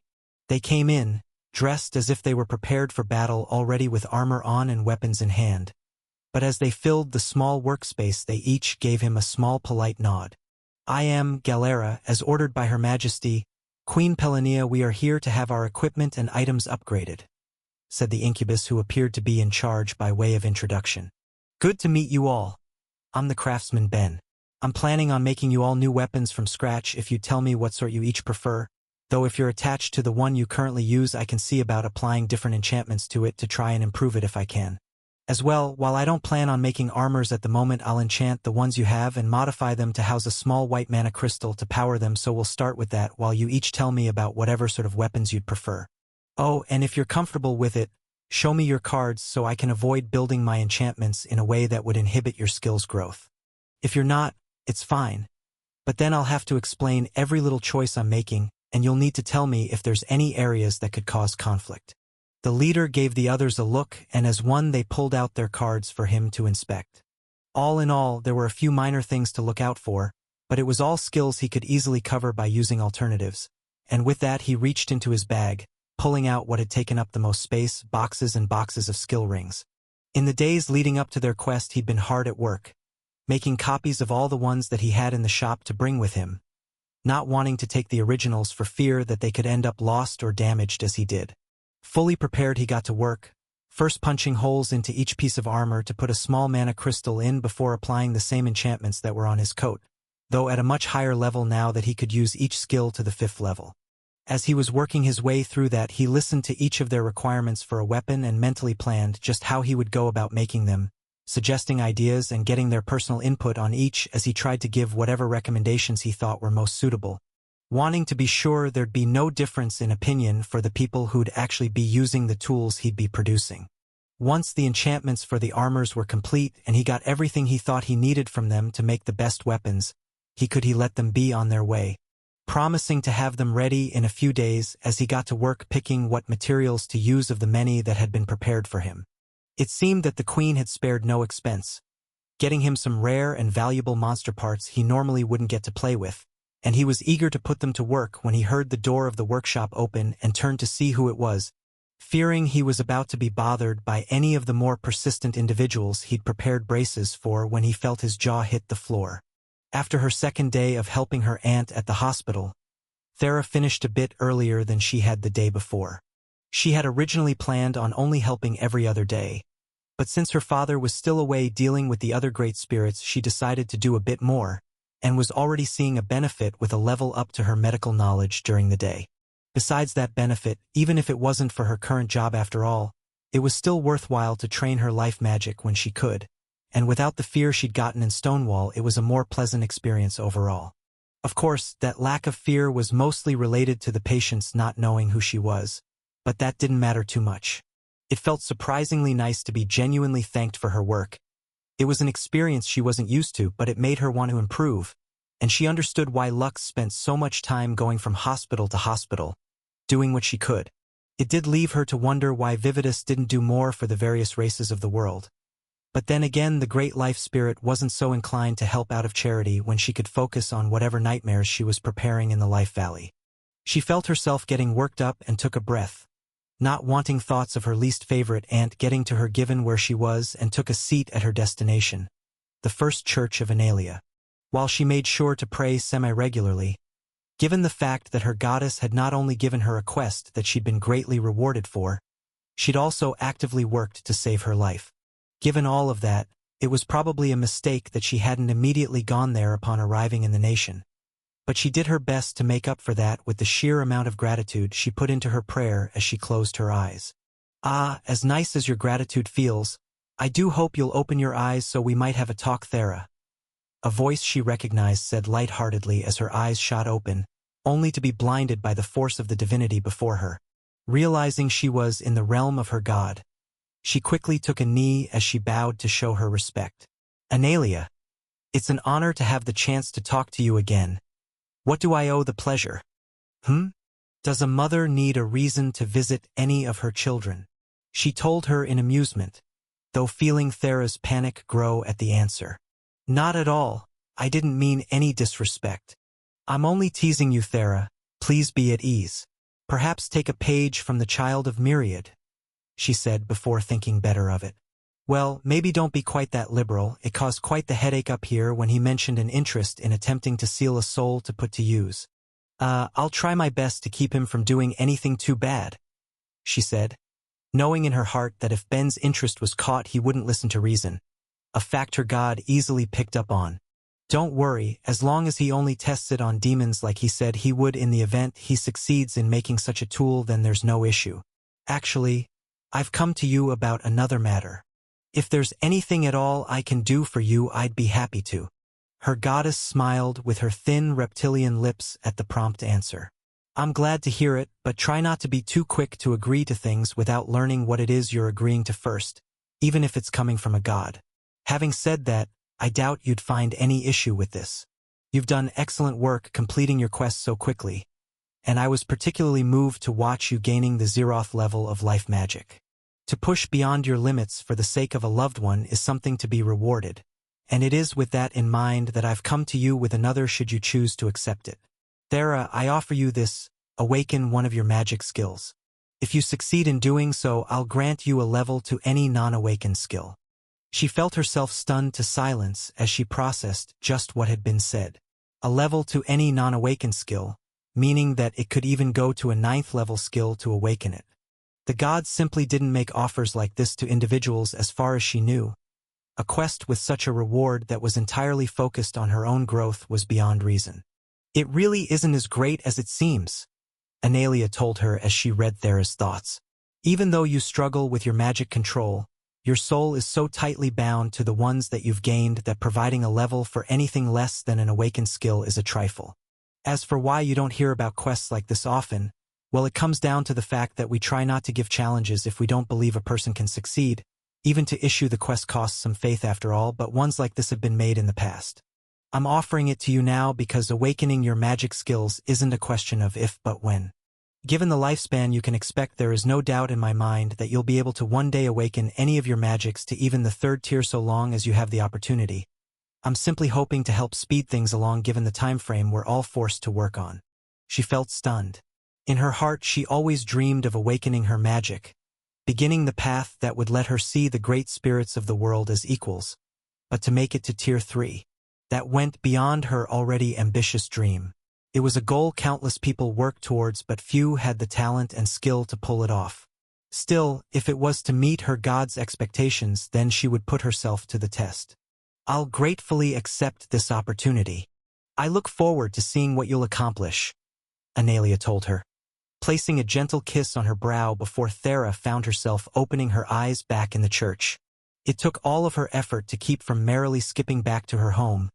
The excitement she felt could barely be contained as she tried to plan just how to go about her quest. Obviously, I have to try to awaken my earth magic.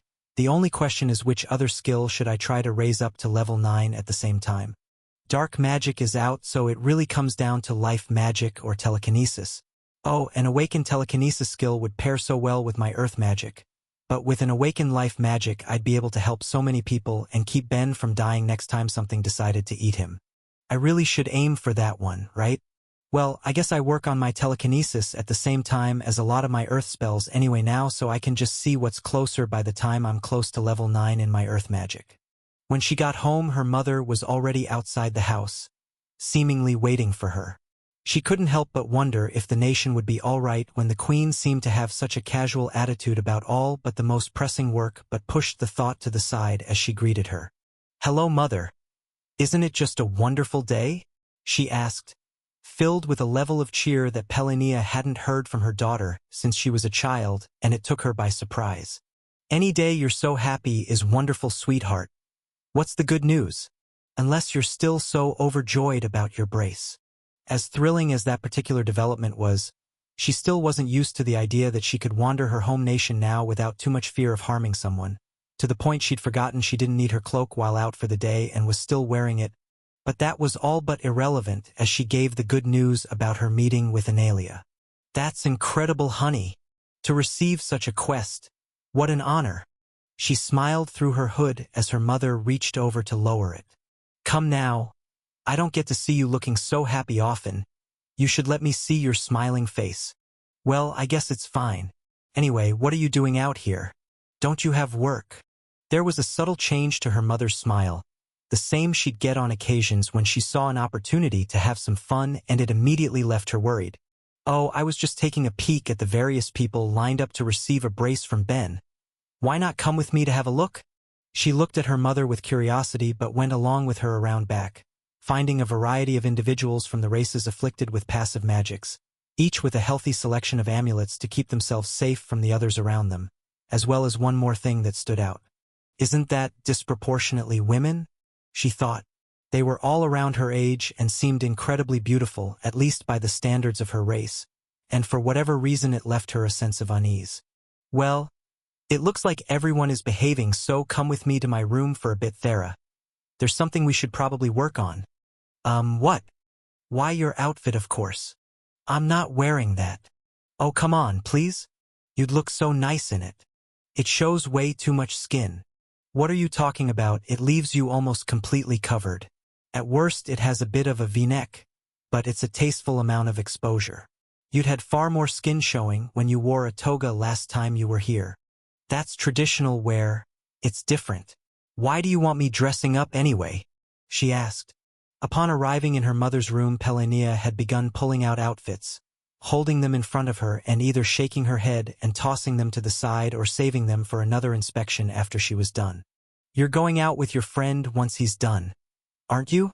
You should wear something nice. Come on, at least try it on." The one her mother had her heart set on was a royal blue dress with long sleeves to keep anyone from touching her arms by mistake. Admittedly, the V-neck wasn't too deep, it was more of an excuse.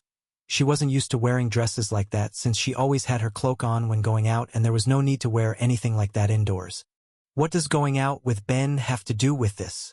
At most we're going to wander the town and maybe visit a restaurant. I can wear something a bit plainer." Despite saying that, though, she at least put it on and looked at herself in a mirror. She had to admit she liked the color on her.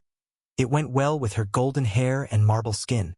It was also far more comfortable than she'd expected. The fabric felt nice, and the fit allowed her to leave her tail hanging instead of having it coiled around her waist like she usually did. She found herself half tempted to keep it on until she caught the mischievous look in her mother's eye as she gazed at her reflection. "It's nice, but maybe I'll wear it for some other time." "Oh, don't be like that. If you don't put in a bit of effort, then someone's going to take Ben from you. Regardless of the fact that you forced an engagement on us, Ben isn't mine." "Oh, so you don't have any issue with the fact that all those women getting their braces made were specifically sent by their countries to try and seduce him?" She froze as she prepared to take off the dress in favor of something a bit more common. "What's that supposed to mean? That would be breaking the Craftsman Guild's policy. More like carefully skirting it. They can't send people to his home because that would be in clear violation of guild rules, but we put the offer out for them to send people to have their braces made. If Ben just so happens to fall in love with one of the women he talks to, then no rules have been broken, have they? Really, the fact that this didn't happen the first time is almost entirely due to the chaos that the creation of the braces brought. Each nation has had plenty of time since then to try and figure out how they want to go about winning him over, and well, he is a young man after all. Would you be surprised if someone managed to catch his eye?" She knew she was being manipulated. Even though she was sure her mother was telling her the truth about the goals of each person waiting to get a brace made, she didn't doubt the fact for a second that she'd only been told to get a particular emotional response. Ben had never shown interest in anyone in Stonewall, and if he had, she was sure he would tell her. He simply cared more about focusing on his skills than finding love, and that wasn't mentioning the fact that he wasn't dumb. A bit clueless about the world sometimes. Sure, but not dumb. He'd pick up on the fact that seduction was the goal from the start. He wouldn't just go along with it. Why would she even be worried about it anyway? She knew he might want to have a family of his own one day, at which point they'd have to call off their farce of an engagement, and he was her best friend. Of course she'd want him to be happy if that was what he wanted. Sure, it would hurt to not have him in Stonewall if he was to leave, but it wasn't like she would never see him again if that was the case. So there was no reason to give in to the outcome her mother so clearly wanted. He wouldn't fall for something like that, and even if he did, it was his life. She'd be happy for him. Casting one last look in the mirror, she bit her lower lip as she tried not to be swayed by the nagging feeling inside of her. "Wow!" he involuntarily spoke as he saw his friend entering his work area. Instead of the cloak he was used to seeing her wearing or the clothes she would lounge in at home, Thera appeared in a gorgeous blue dress. He took a second to compose himself before continuing. "You look beautiful. What's the occasion?" "Finding out my mother is rather good at manipulating me apparently," she said as a golden blush spread through her cheeks when she felt his eyes on her. Before he could ask what she meant by that, though, she elaborated. "She thought that since we were going out, once you finished, I should wear something nice since it will be my first time going around Analia without the cloak. Does it look weird?" "You look stunning. I'm just sorry you'll be stuck with me dressed like this. I didn't exactly pack anything nice."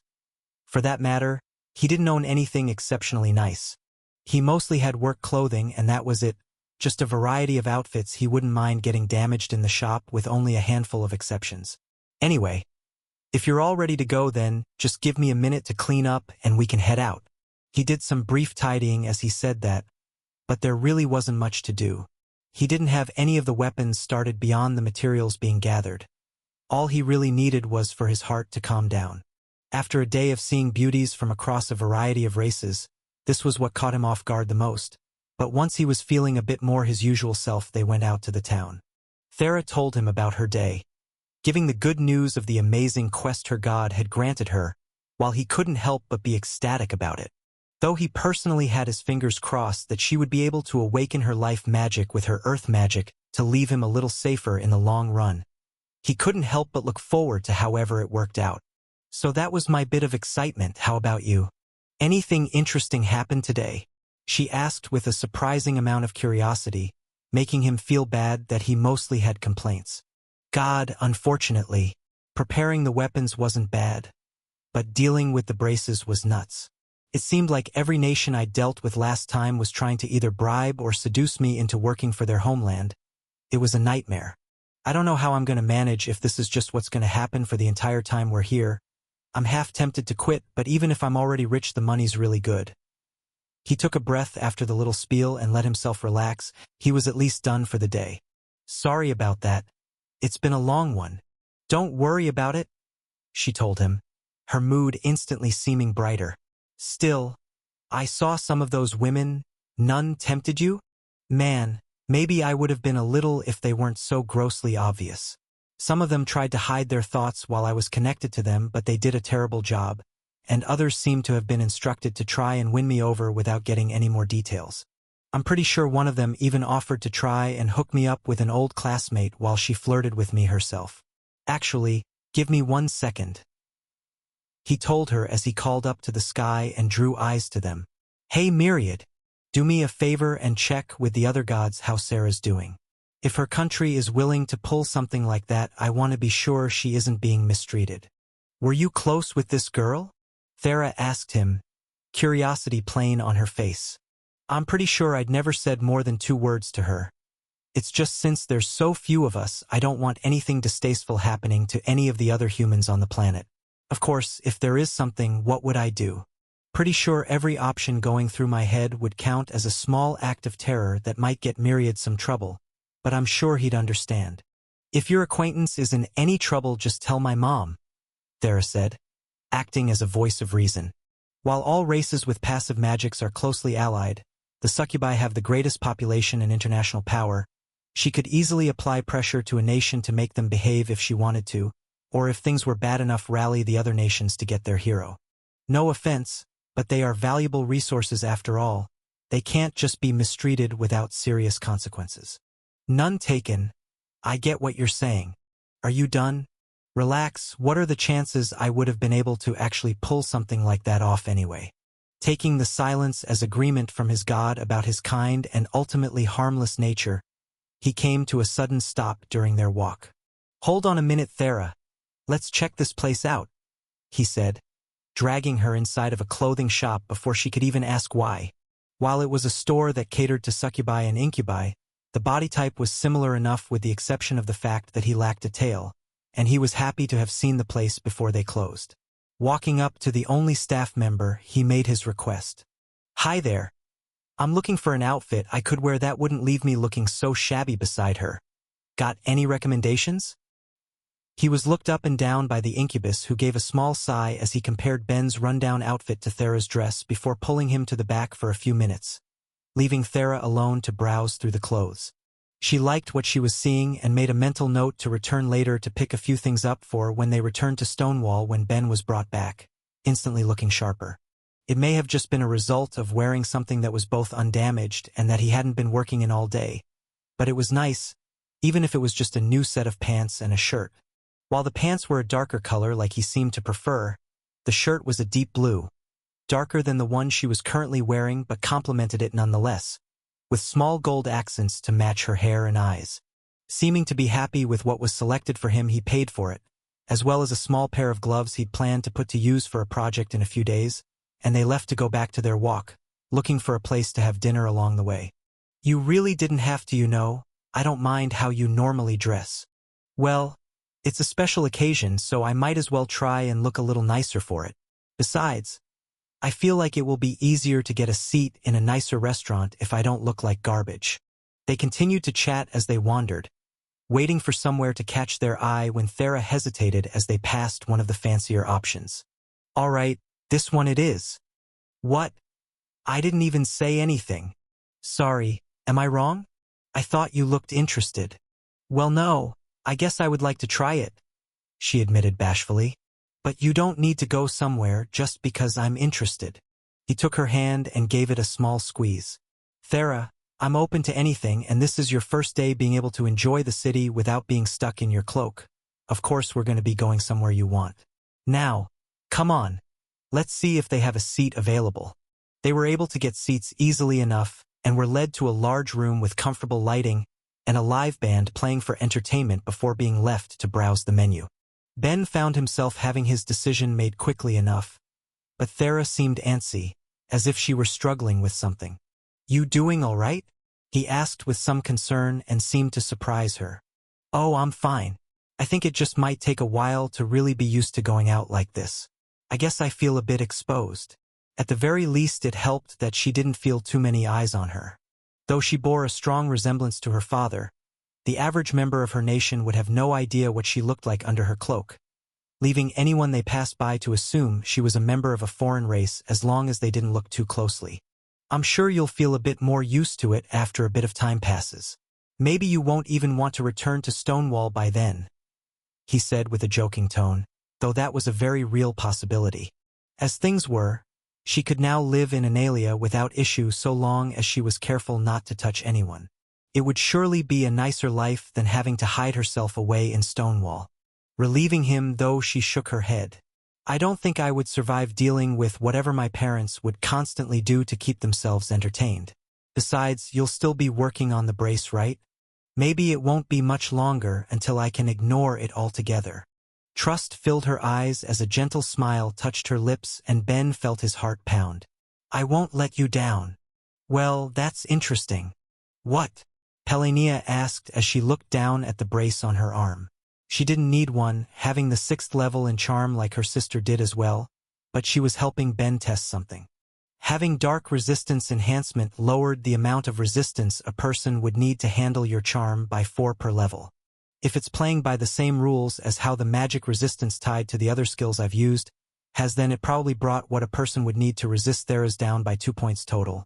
The math didn't quite work when he looked at the results he'd gotten, but he didn't want to spend the days of making and remaking Thera's enchantment to try and learn specifically how each skill affected things.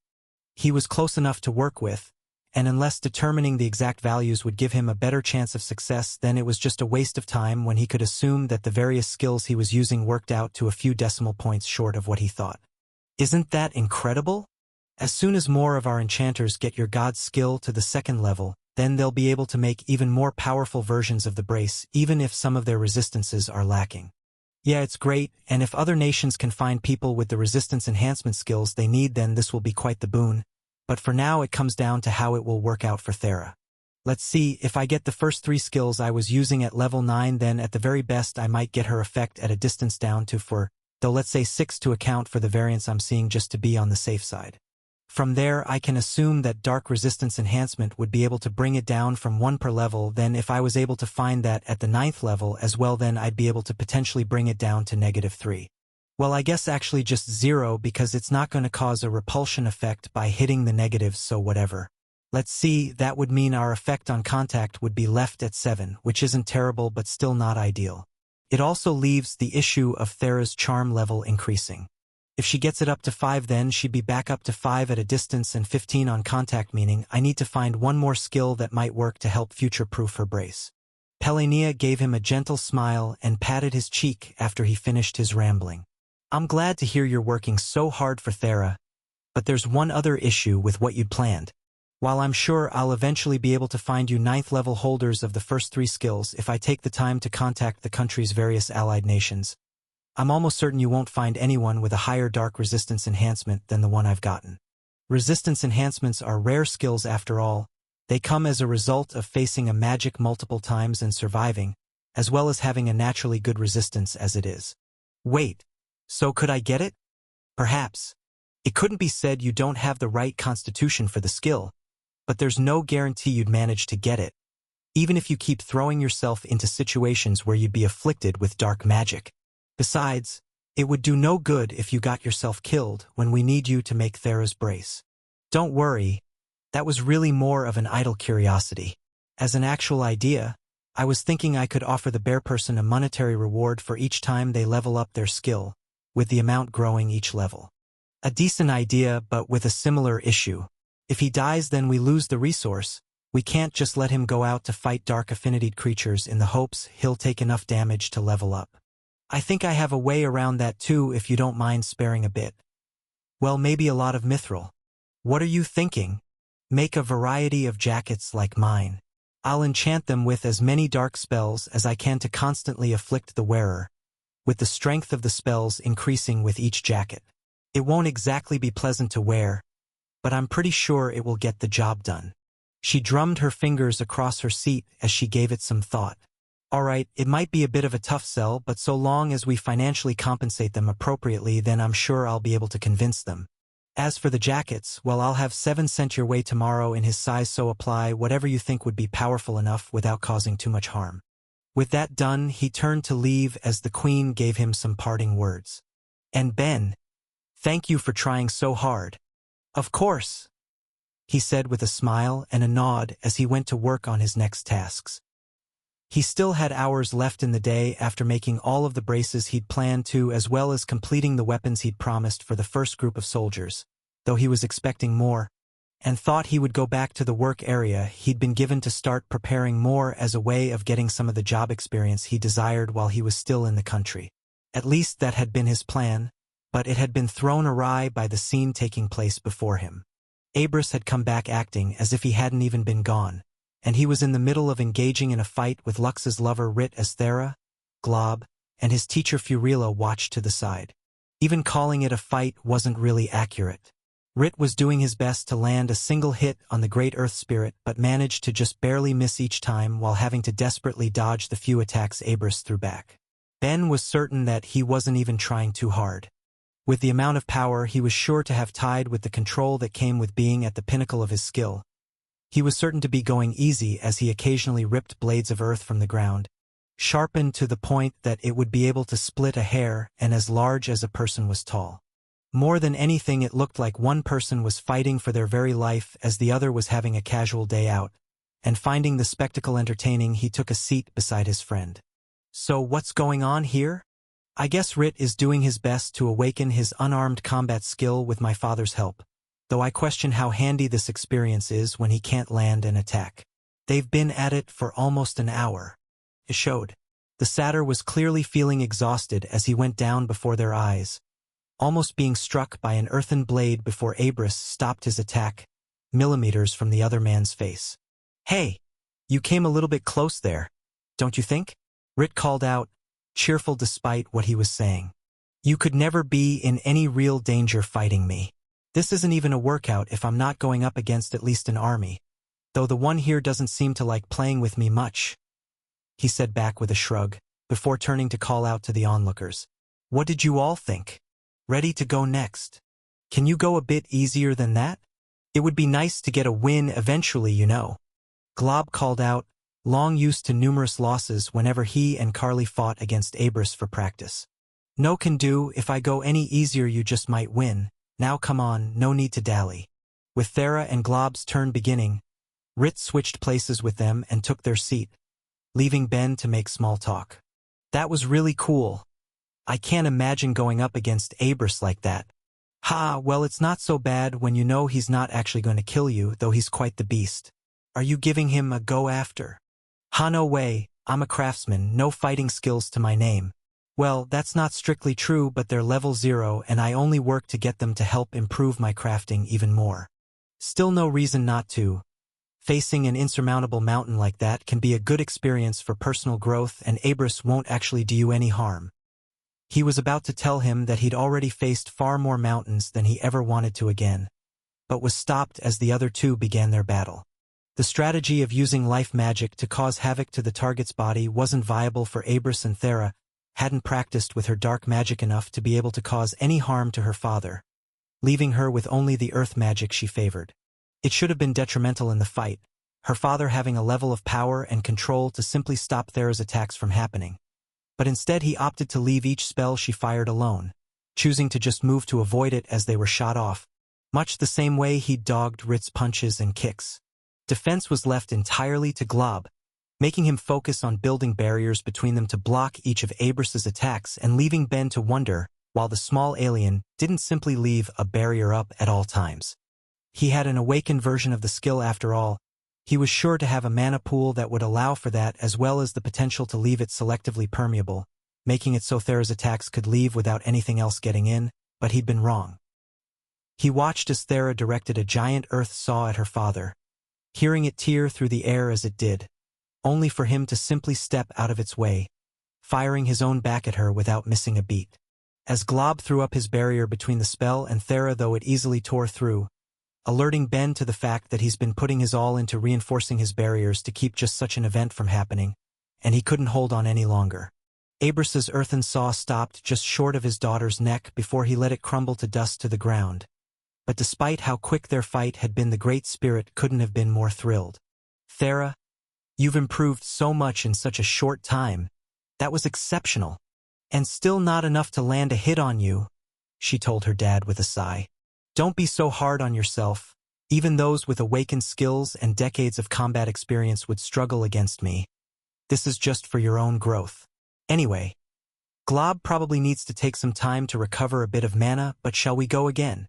Abris, give your daughter a break and let her friend have a turn. Rit called out and brought all eyes on Ben. Have you gotten yourself some combat skills since I've seen you last, Ben? Abris asked curiously. I mean, yes, but they're level 0, so not much good against someone like you. Come on, give it a go, Rit told him encouragingly. Take it from me, you don't get many chances to fight against a being that powerful without having to worry about being hurt. He was planning on declining but felt some curious eyes on him, including Thera's.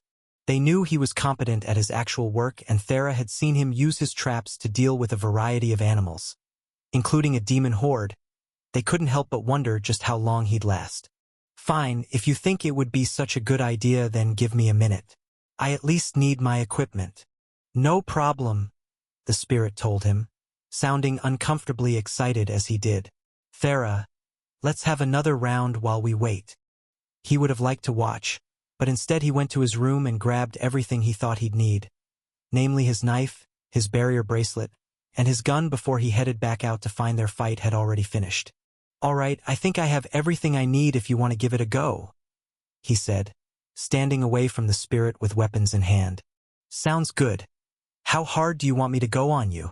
I can take things a bit easier than I did for Thera and Glob if you want. Just do whatever you want, he told him, knowing it wouldn't make much of a difference considering the sheer difference in strength and skill, but regretting it as soon as he saw the grin stretch across the other being's face. All right, I'll do exactly what I want. Rit, call to start, would you? Very well, on go. 3, 2, 1, go! The satyr called out, bringing a gust of wind with the words as the match ended. Ben hadn't even blinked. He simply hadn't been able to react. By the time he was aware that anything happened, the earth spirit was right in front of him. A finger gently pressed against his forehead as Abris let out a laugh. Teleportation? No, Abris has the wrong affinity for that. So it was just speed then? But that's ridiculous.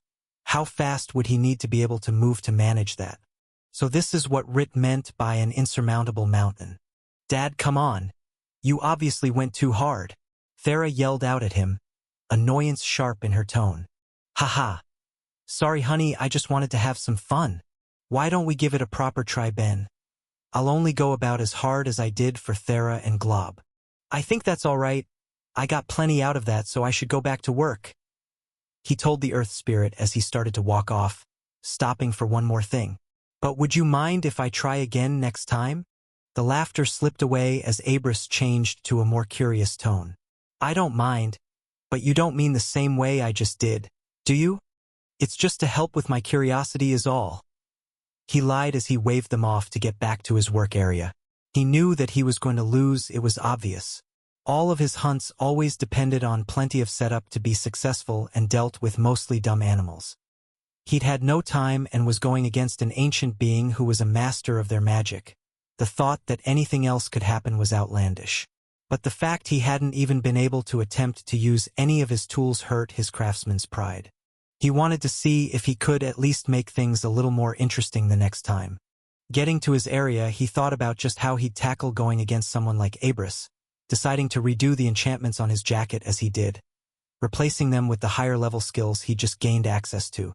The first question was how to deal with that speed. When a creature moved that fast, there was basically no difference from teleportation, minus the fact that they would have to go through barriers the long way instead of skipping them entirely. Let alone weapons, his barrier bracelet would be worthless as well. If I want to go against someone that powerful, I need not only better items, I need to be able to activate them almost instantly.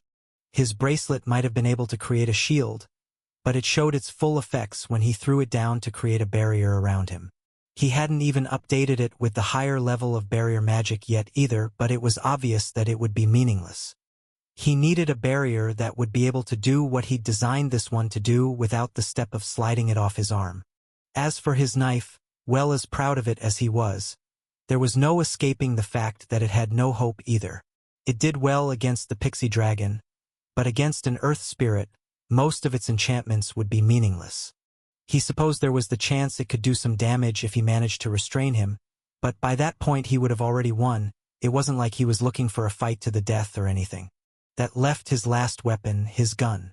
Even though he knew it wouldn't make much difference with his abysmal aim, the fact that he hadn't at least tried to line up a shot beforehand was a glaring mistake. On the one hand, doing so might not have exactly been fair. He was pretty sure that in a spar like that archers wouldn't be allowed to have a bow and arrow already prepared ahead of time. But on the other, if he was trying his luck against a being as powerful as Abras, then it didn't much matter. At most, having a shot ready was the difference between a guaranteed loss and an almost certain loss. It would give him a sliver of hope for the next time. For now let's just remake everything with the more powerful skills I have access to. From there I can start thinking on how to do better. After a few more hours of practicing with her father, Rit, and Glob, Thera decided to go see how Ben was doing. She couldn't help but be a little annoyed at how over the top her dad had been. That was Ben's first proper fight with him. Of course he would feel a little discouraged to be crushed so badly. She let herself into the work area he'd been given.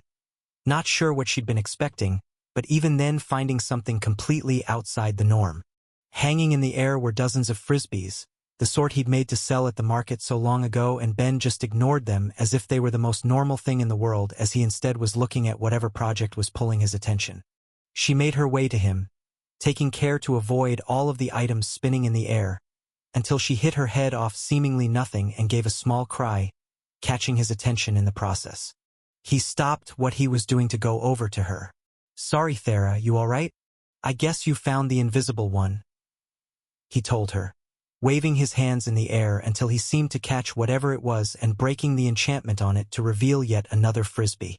"I'm fine, just surprised. I actually wanted to see if you're okay," she asked as she rubbed her head. "Of course, why wouldn't I be? You kind of just ran off after Dad beat you and never ended up coming back." "Oh well, I ended up making myself busy trying to figure out how to do a bit better next time. But speaking of your dad, just how powerful is he?" Ben asked curiously. "If I didn't know he couldn't get space magic, I would have thought he'd teleported when he attacked me." In all the time Ben had spent trying to figure out how to do better on the next fight, that question was the wall he kept coming up against. He knew great spirits were immensely powerful, but he wasn't sure how powerful. Thera took a minute, putting on a thoughtful face as she tried to figure out how to answer. "I can tell you he has a total mana quantity of about 1,000,000 and a regeneration rate that's measured in mana gain per second, but beyond that it's a bit hard to tell. From what I know, the system was built before the existence of mana-based lifeforms was known to the gods, so it struggles to properly express their other values. For example, their mana and mana regen are both listed with the same numbers as their vitality and vitality regen. So when Dad uses a spell, not only does his mana go down, but so does his vitality. Strength, agility, and stamina are also all listed as 0, even though that's clearly not the case because his body is made of mana. Literally any speed, force, and effort he can exert comes down to how well he can control the mana that makes up his body, with a bit being burned up by how hard he pushes himself. Goddamn. Okay, good to know.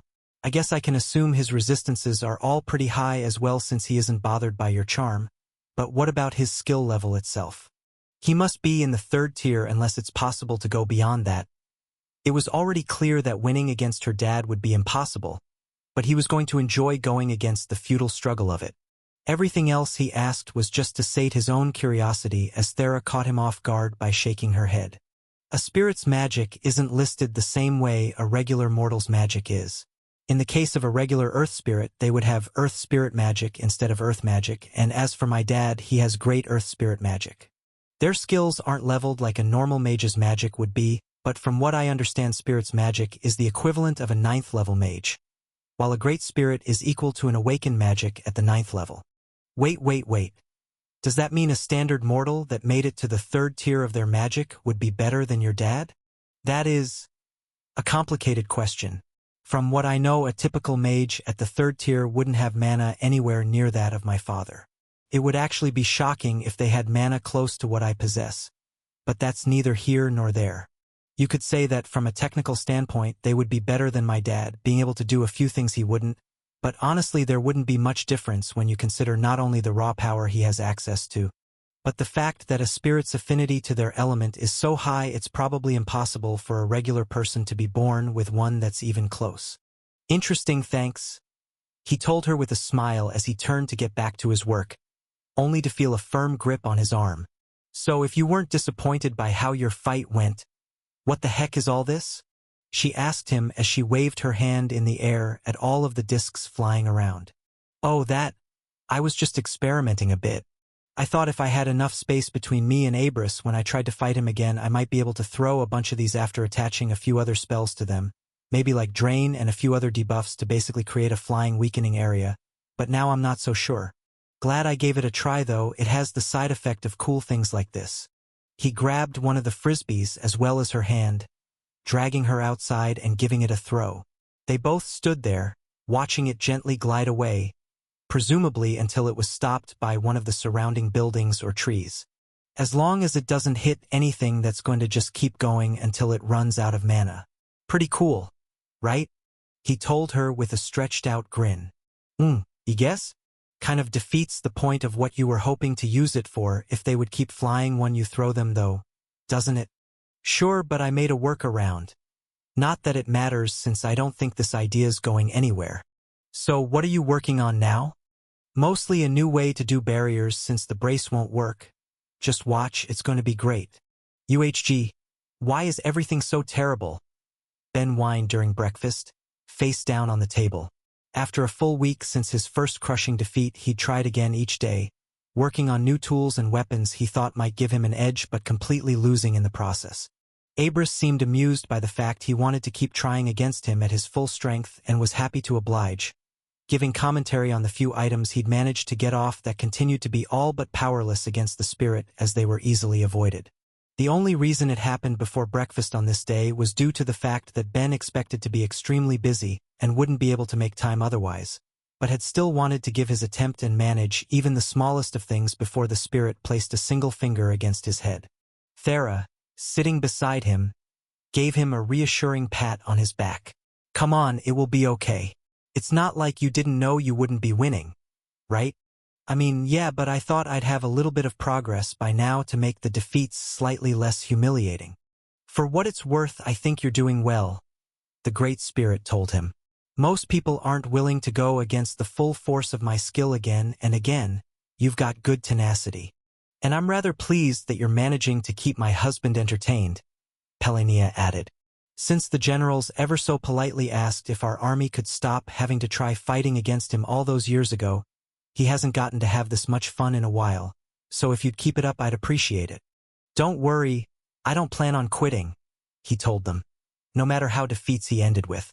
It is good practice to see my items in action, at least for the few I managed to activate, and I think I've been able to make some progress for how I build my enchantments at least. Well, tell you what, if you manage to land a hit before you leave, I'll give you a reward, so don't go giving up on me yet, the spirit told him with a laugh. I'll make it worth your while. Deal. Ben quickly agreed, eyes lighting up as he did. Even if he wasn't going to win, it was a good extra bit of motivation for him. They continued the meal, chatting about their plans for the day and discussing how their stay had been so far. Thera seemed to be making good progress with both her earth and life magic, while Ben was doing his best to deal with the advances and subtle bribes that came with each person.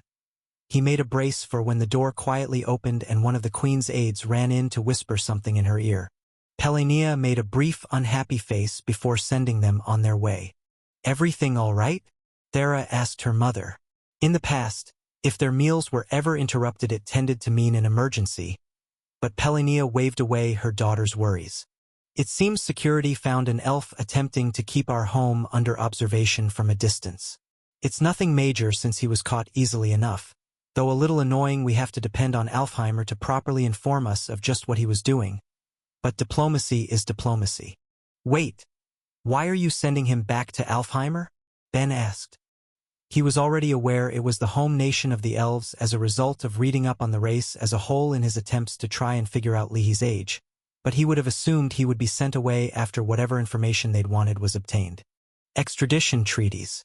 Since succubi have a decent chance of finding trouble in other nations if their charm isn't properly suppressed, we have arrangements with many others for the safe exchange of prisoners in the event of any wrongdoing, with the trust that it will be handled appropriately. It's not satisfying, but it keeps things civil and safe for our people. But how can you be sure that's his nation? He could easily be from elsewhere. True, but as a rule of Alfheimer, all elves automatically receive citizenship.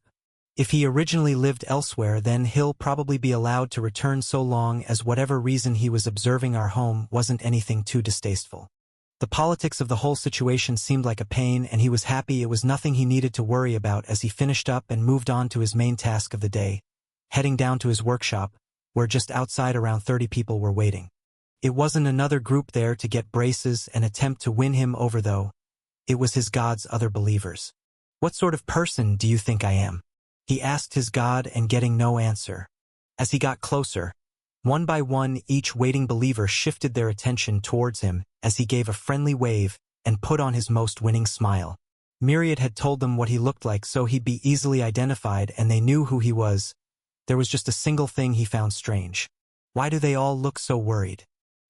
He thought he picked up a guilty tone from the voice of his god, but as curious as it left him, he pushed it aside for later.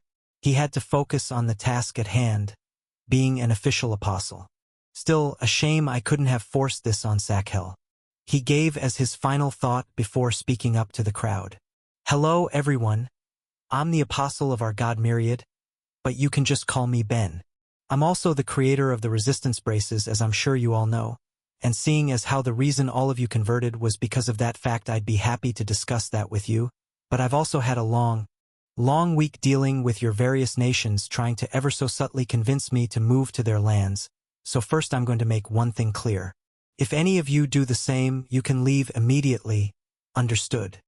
His god asked as the other believers' eyes widened and quickly nodded their heads. "I'm just setting the record straight. It's hard to express what a pain in the ass it's been to deal with. After this, I'm not making them for anyone but Thera, and I'll just live off of the profit I'm getting from your other believers making them. Alright, with that out of the way, let's get to the main event. I hope you'll all bear with me. This is my first time acting in such an official capacity as an apostle. Now, I'm sure you've all heard of the details of Myriad's first church, right?" Confused looks went around as one succubus spoke up. "We were just told the church would be coming to Analia. I think I can speak for everyone when I say we didn't really understand what that meant, but we're here to give our faith." "You didn't explain it to them?" He let out a long sigh. "All right, in that case, would you mind coming up here?" He spoke to the succubus, a woman maybe a couple years older than he was, with long dark hair and a nervous expression. She did as she was asked, though looking hesitant the entire time as he took off his coat and handed it to her. Due to some unique circumstances, and some minor sacrilege, the Church of Myriad is this very nice coat, with the defensive enchantments on it, not to mention the built-in temperature control and the fact that it will only become stronger as it receives more faith. I'd say you'd struggle to find a better coat in the world than this. Anyway, as odd as it may seem, this is our church. Myriad can gather more faith than usual if you pray to it or while wearing it, so please go ahead. Let's see. I'd say maybe each person should spend 10 minutes in the coat while the others pray before switching out, and while that's happening, the eyes he was seeing from the other believers told him they couldn't believe what they were seeing, and he gave them a small wave, telling them to get started as he pulled out the holy book he'd written for Myriad, reading some of the more interesting passages from it as they began to pray while at the same time taking out a knife to add and break enchantments on it for the job experience. "Hey, it's not my fault I was forced into a leadership position like this. I don't know the first thing about faith. Is it getting you the faith you need or not? Then it's fine. Let's be real here. Now that Satchel's your oracle, that is 100% her job. She's definitely got more passion for it than I can manage. Sure, that's fair." Took hours, but finally, everyone finished praying. Ben had long since gone from sitting on the ground to just laying down as he read out from the text, while all of the believers seemed to be pushed to their limits and were visibly relieved for things to be finished. No matter how much faith a person had, praying for hours on end was a bit much for all but the most devoted, the sort of people that definitely wouldn't change their faith simply if their country asked. That wasn't even considering the discomfort of being in the coat. Sure, physically it was fantastic, being able to warm or cool a person to perfection thanks to the contained enchantments. But having so many eyes quietly staring at you as they prayed was an experience he wasn't looking to repeat, and a big reason. He decided to pass the coat around instead of wearing it himself. "All right, everyone, good meet up," he told them as he took it back. "Keep up the good work believing in Myriad and see you if I ever do this again." He gave them a small wave and turned to go on his way when he was called out to buy the same succubus as before. "Excuse me. I know this might be impudent to ask, but I think we were all hoping we could get a bit of guidance from you?" He turned back to see everyone looking at him expectantly, with a few giving the succubus a thankful look as well. "Is she their official spokesperson or something? You sound fond of her." His god's response made him look at her in a new light. This was no longer just another believer, but a potential future coworker he might be able to pass some of his work off onto. "Ask away. I don't really have anything else going on, so if you all have any questions I can stay to help out." She seemed relieved that he was willing and cut straight to the matter. "In that case, at least for the succubi among us, we were hoping to receive guidance on how to improve our connect skill, as well as maybe have you look at some of the braces we've made to see if you can offer any advice on how to improve them." "Sure, I guess that's no problem. Is that the same for the rest of you?" Getting another round of nods, it seemed that this would be a bit more interesting to him than the previous work, and put his best effort in. "All right, it will be easiest if I take you all one by one. So you're free to listen to the advice I give each of you, but you all need to be patient. Now you, Valeria, right? Give me your hand and I'll let you experience what a higher level of connect is like." She seemed surprised he knew her name but did as she was told, taking his hand and revealing the resistance band on her arm in the process. He felt pleasantly surprised as he looked at it, but focused on the connection, feeling her mind and leaving her exposed to the full force of his own. It only lasted a second before she pulled away, looking sick as she did. "Something wrong?" No, sorry. Myriad did warn me, but experiencing it in person was a whole other matter." "What do you mean he warned you?" Ben asked, casting a look to the other believers that grew a worried look as they saw Valeria's immediate reaction.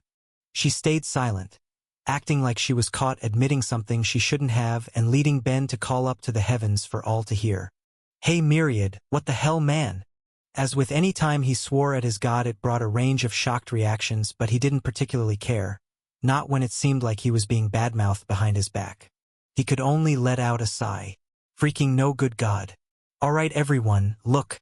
I have a few skills that make my mind a little different from what you're used to, but that's it. Normally I'd hide the extras from you, but you need to remember that connect is a mind skill before it's an enchanting one. Experiencing a variety of different minds will only help it grow, so take the experience of trying out mine and try and get something from it. That is, if you want the practice, of course." He held out his hand again, leaving it for Valeria to take if she so wished, which she did after a few seconds of hesitation. Activating the connection again went smoother this time at least. She didn't pull away, but he could clearly feel the discomfort. While that was happening, he went over what he could see from her brace. "I assume you enchanted this yourself?" Yes, that's right. It's good work. You could stand to make the enchantments themselves a little tighter, but that might just come down to practice. More importantly, I see you've pulled aspects of other skills into it to enhance its effects. Did you just happen to have the skills, or were you able to enchant with other enchantments?" "The second. I gained the ability at the second level."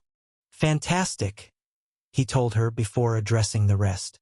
"Thanks to Queen Pelania, we found another type of skill with an even greater ability to enhance the effects of the enchantment than the one I wrote to you all about. Dark resistance enhancement, at least for those of you who have a dark affinity passive magic. For the others, you should try to get your nations to look for a resistance enhancement that would match the affinity of your magic to try and block it. Of course, if you can manage with just the other skills, then that's fine, but it could be a good way to help make up for anything that might be lacking while your skills still need to level up. Anyway, Valeria, do you think you got enough out of that?" "I do, thank you." "Good. In that case, who's next?" Hours passed and the lessons and advice stretched well into the evening until he managed to get through everyone. giving advice and answering questions as he went until everyone was done and they were able to call it a night. He bid farewell to the others, though they still seemed uncomfortable with him, but there was a single one he stopped as they went to leave. "Valeria, if you don't mind, I'll walk with you. There's something I want to discuss." A look of fear passed her eyes, but she did as she was asked, not having it in her to disobey the request of her apostle.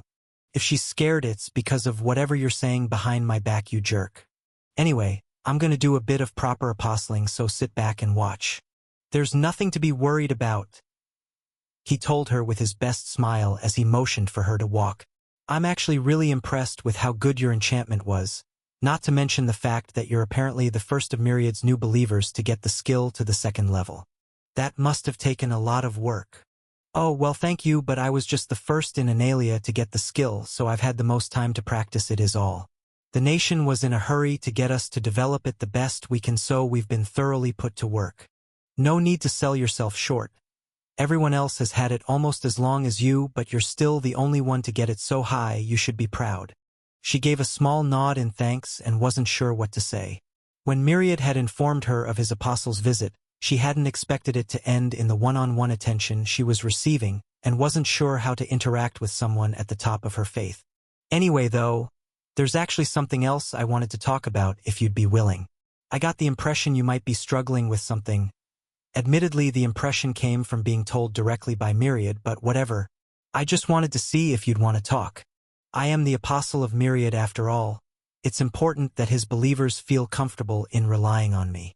And if that leads to you eventually taking the head priestess role, so I'll have even less work to do, then all the better. Are you saying you don't want me trying to help her work through her issues? Then just relax and let me do my best.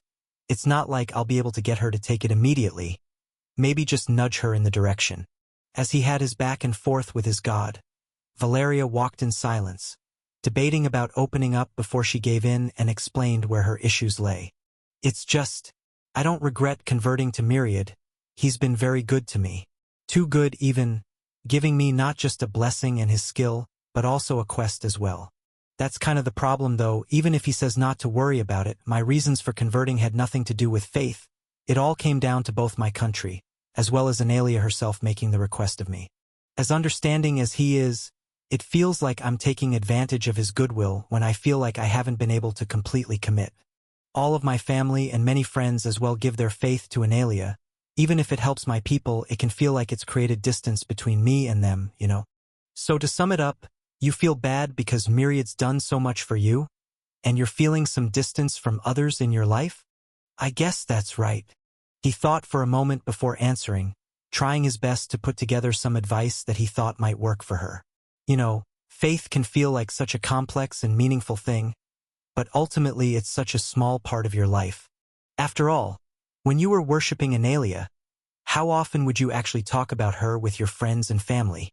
I'm not sure. But then it's pretty safe to say not too often, right? Sure, she was something you all had in common, but in the background, not as the foundation your relationships were built upon. Your conversion is so recent it's probably at the front of yours and their minds, making it seem like a bigger deal than it is, but honestly try to ignore it and just act like you always would with them in the past. Who you are hasn't changed. The important thing is making sure others see that. He could tell from her eyes that she was listening attentively and he knew he had her. So he pushed forward to the most important part. As for feeling guilty about how much Myriad has done for you, well, I'd say he did it of his own free will, so you shouldn't let it bother you. But I know things are never that easy, are they? I've heard it said that too much kindness from one party can be a weight for the other if not paid back. If you feel guilty for how much Myriad has given you, why not do something for him? It just might make you feel better for all you've received. But what could I possibly give a god? She asked, completely pulled in by his speech.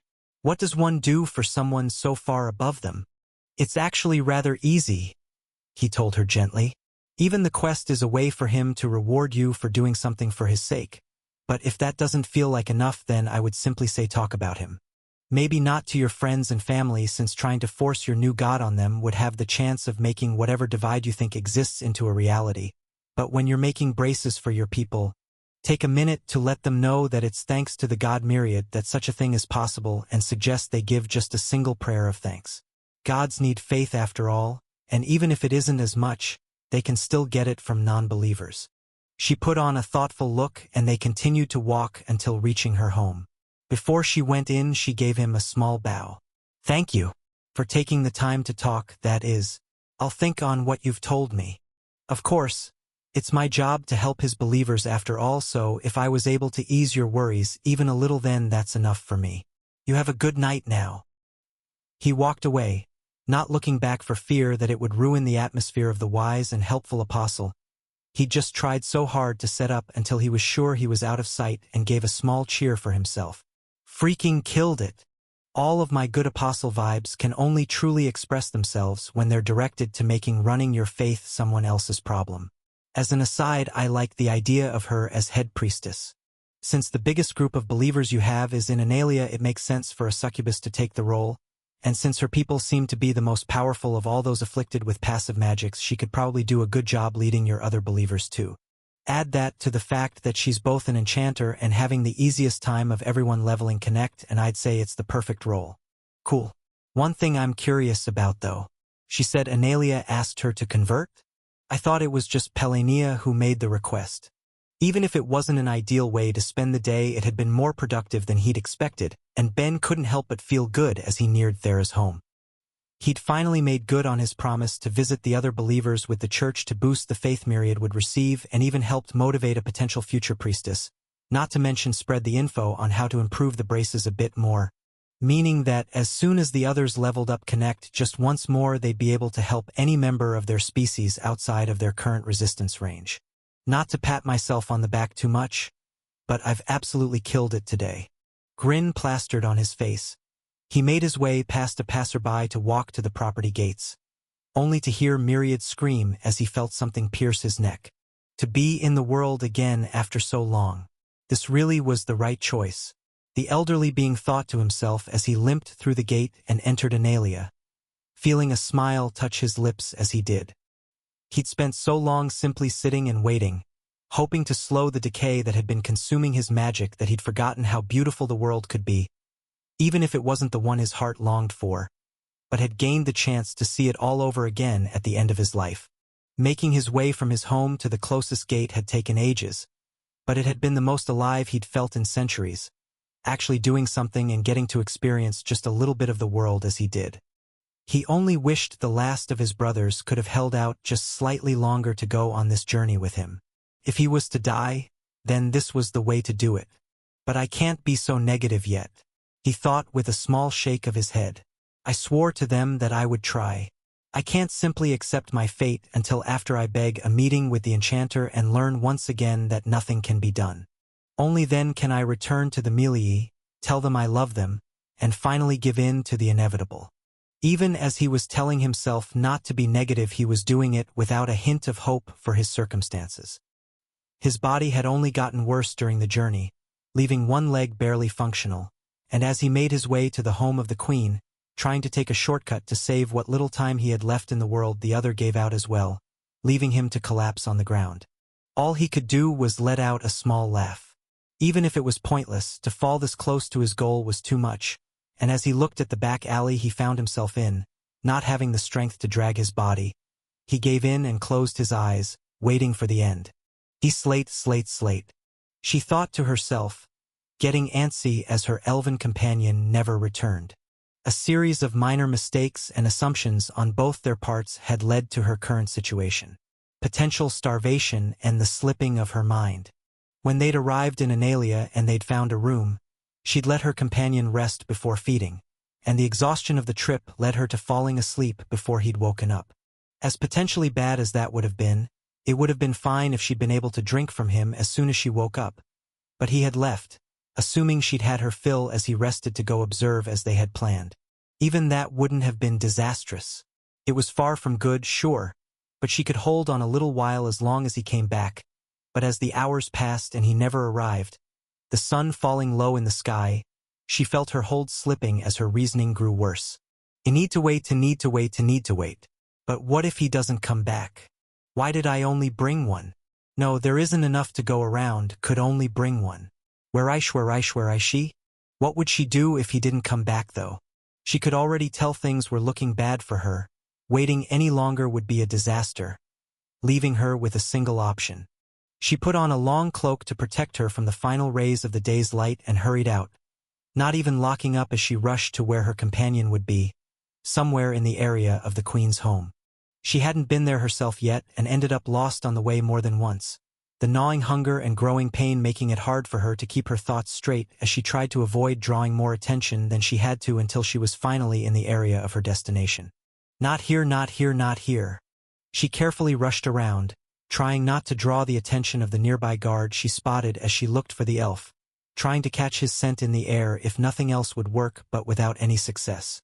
As a last-ditch effort, as the reason began to leave her, she walked past the open gate, hoping to catch a hint that he might be inside but coming up empty, having no choice but to continue walking past, seeing someone else walking towards her as she did.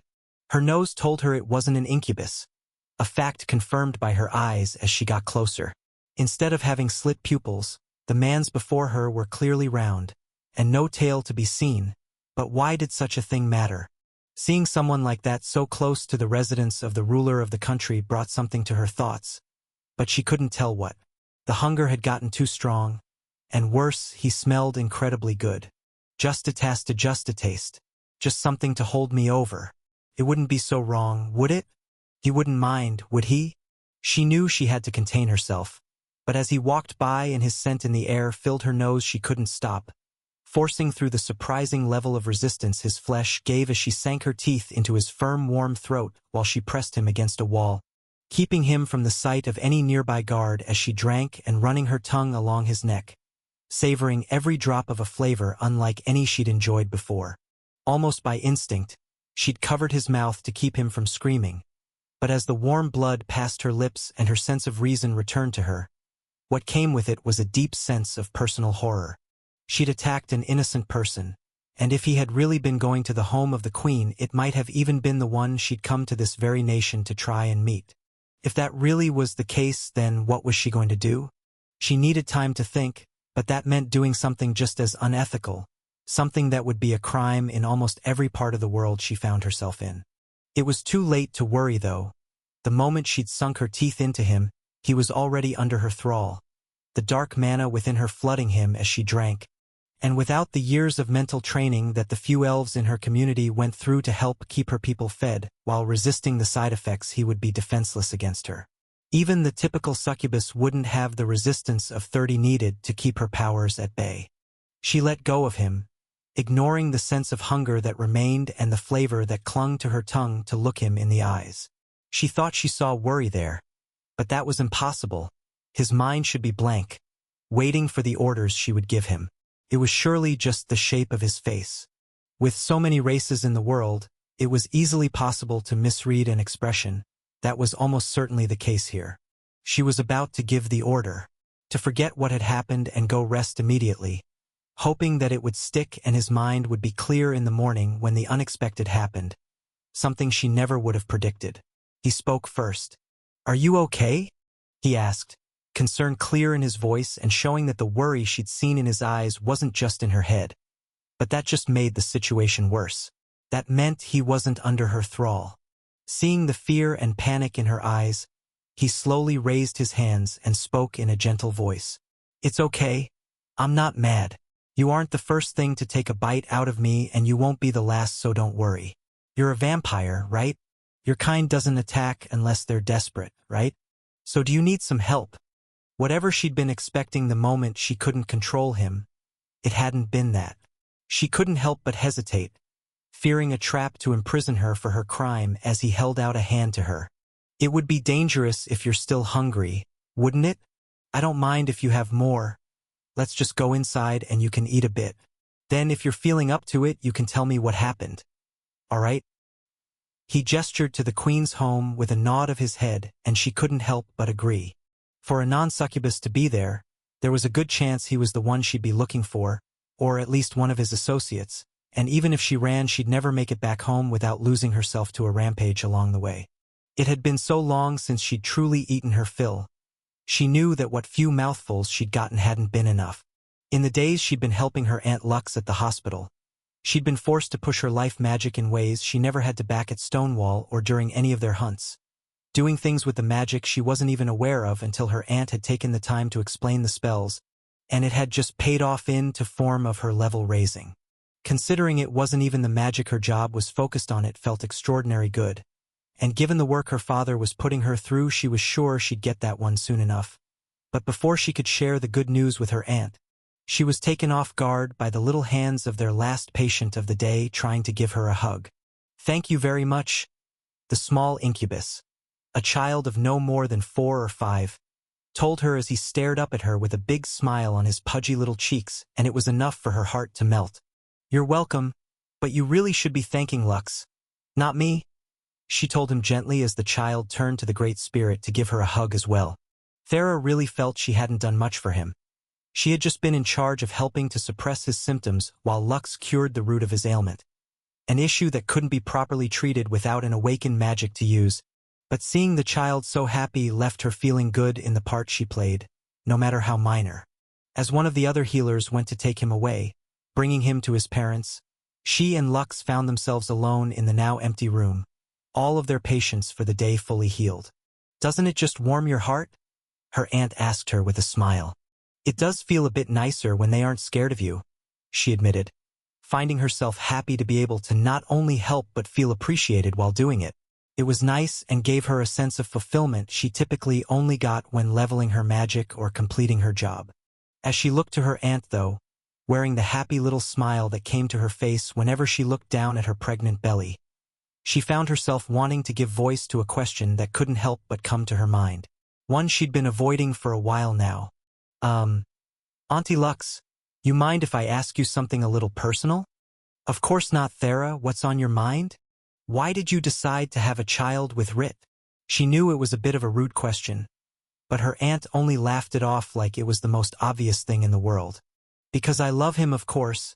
It does tend to be the sort of thing two people do when that happens. I understand that, but obviously my parents didn't expect me since they didn't even know something like this is possible. But if your child ends up anything like me, they'll probably be mortal, right? Doesn't that worry you? For that matter, doesn't being with Rit when he's going to have such a shorter lifespan than you bother you at all?" It was a question she'd thought she'd long since stopped struggling with, putting it to rest when she was still no more than a child. Even knowing the other great spirits were attempting such things didn't make her think about it. She doubted that if any of them ever succeeded that they'd feel any real love for their partners and children. Lux was different, though. She'd loved a mortal, the same way her father did. But unlike her dad, she'd knowingly decided to have a child when her lifespan would put whatever Thera could expect to shame. While she had personally decided that those aspects would never be part of her future, the fact that Lux seemed to have embraced them just left her curious. In response, Lux just placed a gentle hand on her head, rubbing her hair as she did. "You might start to understand as you get older, but it doesn't matter how short the time may be for it to be meaningful. The fact that it's short just means I need to work all the harder to get the most out of it. Whether Rit lives another year or 50, whether our child lives for 1,000 or 10,000, I plan on getting all I can out of the time I'll have with them.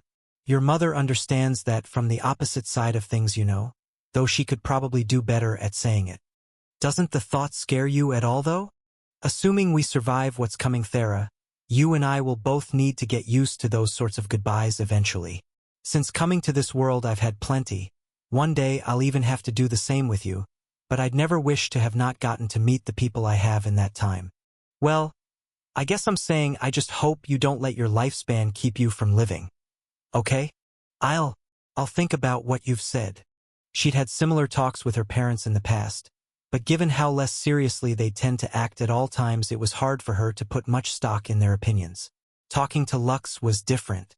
She'd made the choices knowing full well what it entailed and seemed to be at peace with it. Thera didn't know if she could do the same, but it gave her more to reflect on than she'd expected from the conversation. "Anyway," Lux started, "why don't we head back for now? I'm sure Abris is itching to get the chance to practice with you while you're here." "Sure, sounds good." With all intents of going home, they left the room, making their way through the hospital, only to be confronted with a scene of chaos. The healers at the hospital were in a frenzy, rushing about and preparing space. It was worrying enough that Lux stopped to get word of just what was happening, leaving Thera for a moment before going back to explain. It looks like a large group that went through one of the wildland gates were attacked. Thera, I'm sorry, but you go on ahead. I need to stay back to help. No, if it's an emergency then I'll stay too. My life magic just went up to 3, so if it's an emergency I can't just leave you while you're pregnant. Memories of her own time in the wildlands flashed through her mind. It was where she'd gained life magic and where she'd almost watched Ben die. It was surprising that anything could have happened close enough to whatever gate they'd gone through that they'd be able to make it back, even if injured. But no matter how cleared out the closer areas were from the constant stream of adventurers and soldiers going through it for their training, it was just another thing that showed the lack of stability in the world. Lux squeezed her hand before leading Thera around, directing her on how she could help. They didn't know just how many would need treatment, but it didn't seem like it would be quick. By the time they were done, the day had long since ended. It seemed almost 50 of the city's adventurers had gone through the gate for a training exercise, only for it to have ended in disaster as a herd of giant insectoid monsters passed by, leaving the group to act to defend the gate and keep them from passing through. They'd managed to get away without any death at least, but the injuries were numerous and Lux handled most of them as Thera assisted, leaving what spare healers were available to help as well, but letting the rest focus on the patients that were already there. It was physically and mentally exhausting, but it was done. With the both of them needing a break, they went straight to the living room when they got there, looking to lounge and relax. A desire that failed to come to being as Thera saw just what was going on in there. Her parents were there, though that fact barely crossed her mind as her eyes were drawn not only to Ben, but the woman behind him running her tongue along his neck. She didn't know why it brought such a strong reaction to her, but without even meaning to, she felt her mana move, briefly shaking the house and catching everyone's attention as Lux took her hand and whispered to her, "Why don't we see what's happening before you let yourself get too upset? All right?" She took a breath. She wasn't upset. Why would she be upset? Ben could do what he wanted. Well, maybe she would be a little bothered by the fact that he knew that so many of the people getting their braces done were sent there specifically to seduce him. To fall for it anyway would show a tremendous lack of judgment, but she definitely wasn't upset about that. If anything, she was just surprised. Still, she found it was helping to focus on the feeling of Lux's hand as she spoke in what was meant to be a calm voice but ended up coming out far colder than intended. "So what exactly is going on here?" She was immediately able to pick up on her mom's amusement, which was enough of an indicator that she'd misunderstood something as she entered. If Ben had been discussing breaking off their engagement to pursue this woman, then she didn't imagine her mother would be in a laughing mood. Not that it would matter because the engagement is a shame and I'm not bothered by anything, she told herself as Ben answered. "Well, it's a bit complicated, but Thera, meet Mercy, a vampire I ran into. Does she seem mad to you?" "Alright, well, whether that's the case or not, we're going to put a pin in that for the moment to focus on the matter at hand." Ben went to explain what happened shortly before Thera and Lux arrived. Meeting Mercy on the streets as she lost control to her hunger and in her need to eat, having his blood drained by her, only to bring her in, explaining the situation to the queen so she could use her healing magic to regenerate his blood while the vampire drank her fill. Of course, regenerating so much blood left him rather hungry, as well as his body cannibalized itself to make up for the loss. But it wasn't much of a price to pay. As he explained, though, Thera looked more and more horrified. "You're just letting her eat you? Why not just get an animal or something to munch on?" Mercy was going to explain but managed to be surprised by Ben's answer, as well as the fact that he was unusually knowledgeable about a group as small as her people on the whole. Vampires are a race modified from their original by an evil god of their world, so among other things they can only survive by drinking the blood of intelligent races. If they go too long without food they can lose their reason, but in general they're just people who want to live. "I'm surprised you know so much about us," she said, giving him an appraising look. "There's only a few hundred of my kind. It's not rare to meet someone who either hasn't heard of our race or thought we died out. I have an elf acquaintance, so I just so happened to read up on the subraces while trying to figure out her age. I guess since they have one of the more interesting histories, it just stuck. A race that originated on the second planet of a system with 4 habitable worlds, The elves came into being before any of the gods ruling over the other ones raised up their own species, a fact that let the evil god of the elven homeworld strike up a deal with them, not knowing they weren't his race to use. He sold groups of them in exchange for faith and brought them to each planet where those gods modified them as they saw fit, resulting in the birth of the High Elves, Dark Elves, and Drow. Once he'd gained all of that faith, he'd used it to curse a group of particularly pious worshippers of the elven creator god, altering them into vampires. While Ben hadn't paid too much attention to the histories and prehistories of the various races in the world, the origin of the 5 elven variants was interesting enough to stick in his head all this time since. What? I mean, on one hand very cool, but on the other hand there really are too many elven subspecies. All right, Thera started, getting them back on track while looking exhausted. Then let's find you someone else to eat. Ben has enough things biting into him already. The issue with that is similar to the charm of the succubi. By biting someone I will dominate their mind, whether I intend to or not.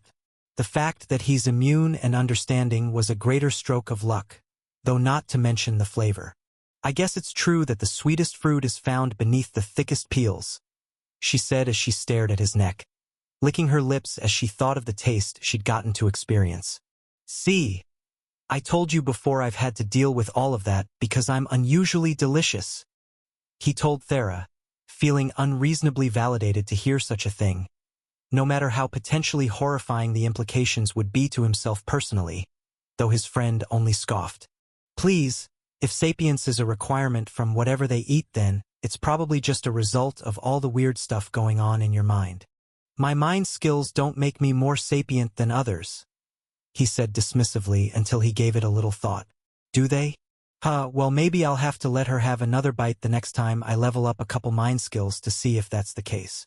Getting back to the matter at hand, Pelinea began. Why exactly are you in Analia? If it's that dangerous to go without food, then you must have a good reason. The queen seemed to have her suspicions and Mercy responded by bowing her head. For that, I must apologize.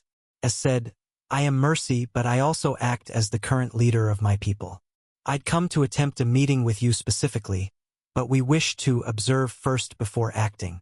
Unfortunately, my companion who I'd feed from didn't return to our room, leaving me in a poor state.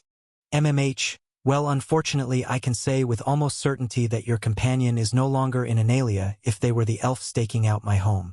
As per the nation's agreement with Alfheimer, he's been returned there. As for a meeting though, well what exactly were you looking for?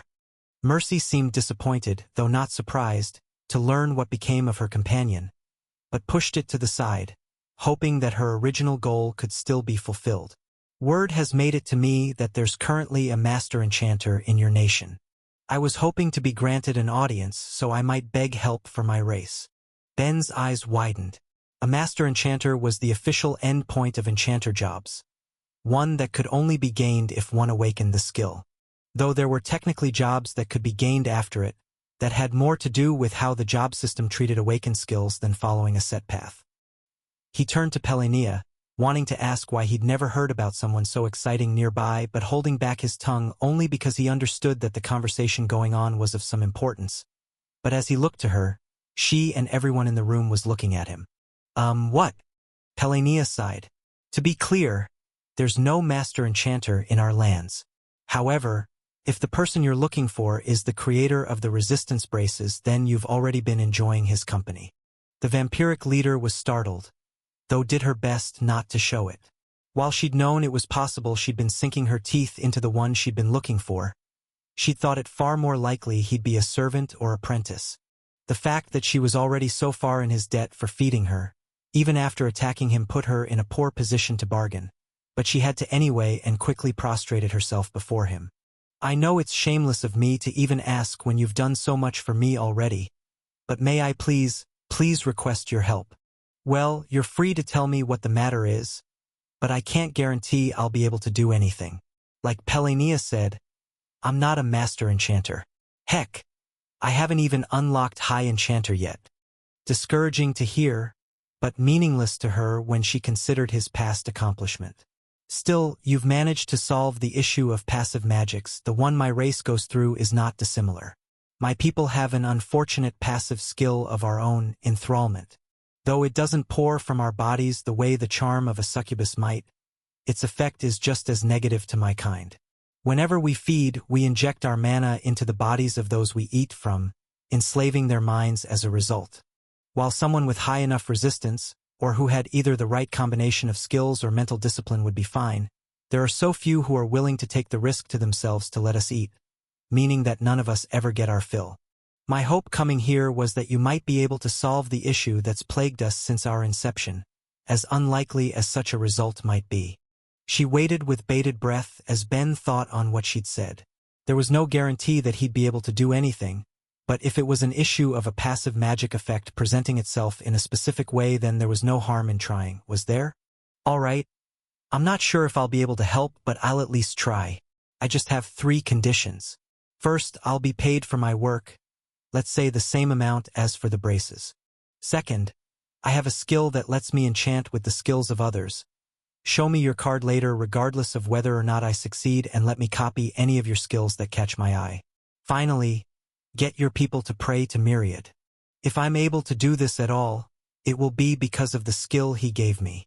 She was more than ready to agree to the first 2 conditions. If it was those alone, she'd think she was getting off far easier than she could have ever hoped. It was just the very last one that made her hesitate. Her god had been kind enough to save her ancestors from their conquered world along with the elves, despite being warped by an evil god into their current form. To abandon them would be impossible. I have no issue with the other 2, but as for getting my race to convert, I don't think that would be possible. Ben held up his hands to stop her. Whoa now, even I don't expect everyone to convert. I meant exactly what I said. If I succeed, then make sure your race remembers its thanks to the god Myriad and throw him a few prayers of gratitude every now and then, maybe build a small statue of him, that's it. You can do that without converting, right? Is just that really okay? The terms felt too good to her if that was really all that was needed, but Ben personally thought he was getting the better end of things by far. He would be getting just as much as he would from the braces, a price he'd already considered higher than he expected when he made them, and on top of that, he could get some skills without having to ever so discreetly steal them like he did with all of those he'd made braces for. That wasn't even mentioning the fact that he'd be able to snag a constant source of additional faith for his god, hopefully keeping him happy for a while. I mean, if you don't think that's enough, you could always do a small festival or something in his honor. He joked, only to get immediate agreement. If that's what you'd like, then I'll be sure it's done, she said, quick to agree. If he failed, then there was no harm, but if he succeeded, then the cost was far cheaper than she'd expected to pay. Just remember that next time I do anything questionable. With that settled, Ben ran down to his work area to collect a spare brace as well as a few blank rings before running back to the rest of them to start.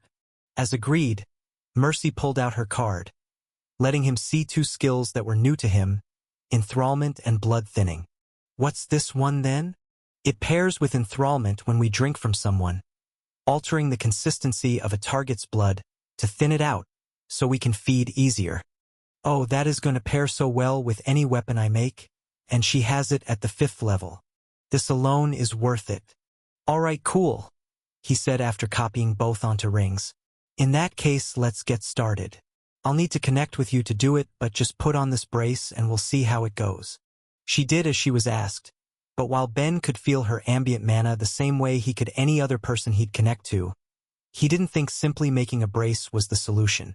To be sure, he got her to suck more of his blood while he connected to her and felt it fill her mouth in a way the ambient mana never did as it made its way into his body, only to be defeated by his resistances. Okay, so I can't just do things the exact same way, but then that much is obvious, isn't it? I guess I can't just make a bunch of high-level resistance amulets either, since the issue is you're injecting your mana into someone, but then how do I deal with it? I feel like the basic principle of the enchantment still works, it's just a matter of altering it in the right way. Or maybe not altering the enchantment itself, but the item it's put on. It really is kind of wasteful to make an enchantment that would cover you in your entirety when I just need to focus on your mouth. Let me look at something. Try not to struggle. Before she could ask just what he was going to do, he had her mouth open, thumbs pulling at her cheeks to get a good look at her teeth. They were mostly similar to a human's, though maybe a couple extras, as well as 4 thin ones near the front. Something seemed odd about them, though. They seemed too short compared to what he'd felt sliding into his neck, although that was potentially just in his head. He took a finger and carefully touched one, only for all 4 to immediately extend, stabbing him as they did. He pulled away and got Pelinea to heal him while Mercy licked the blood from her lips, savoring the few drops. "Hey Abris, don't suppose you could help me out by making a model of her teeth, both before and after they extend?" The earth spirit came and looked into the mouth of the vampire before materializing 2 different models for Ben to use. Taking them and looking each over in detail, he pushed aside the small part of him that felt a twinge of jealousy over the display of raw mana to focus on the task at hand. "The right answer has to be something like a retainer," he muttered. "Nothing else would make sense. But then how would I get an enchantment like that on a thin wire just wrapping around the teeth? And I'd need to alter the sort of weave I'd use on the enchantments as well. It might take some experimenting, but it should be doable. I just need to find the method with the best results." Mercy couldn't help but let herself feel a bit of hope. He wasn't saying it was impossible, even better, he seemed to be optimistic. If her race's long-standing curse could be brought under control, then maybe, just maybe, their stomachs wouldn't always be so empty and more people would be willing to help.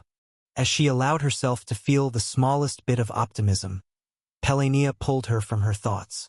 "All right, while Ben works on that, I suppose we'll have to treat you as a guest for the time being. Can't risk you going hungry.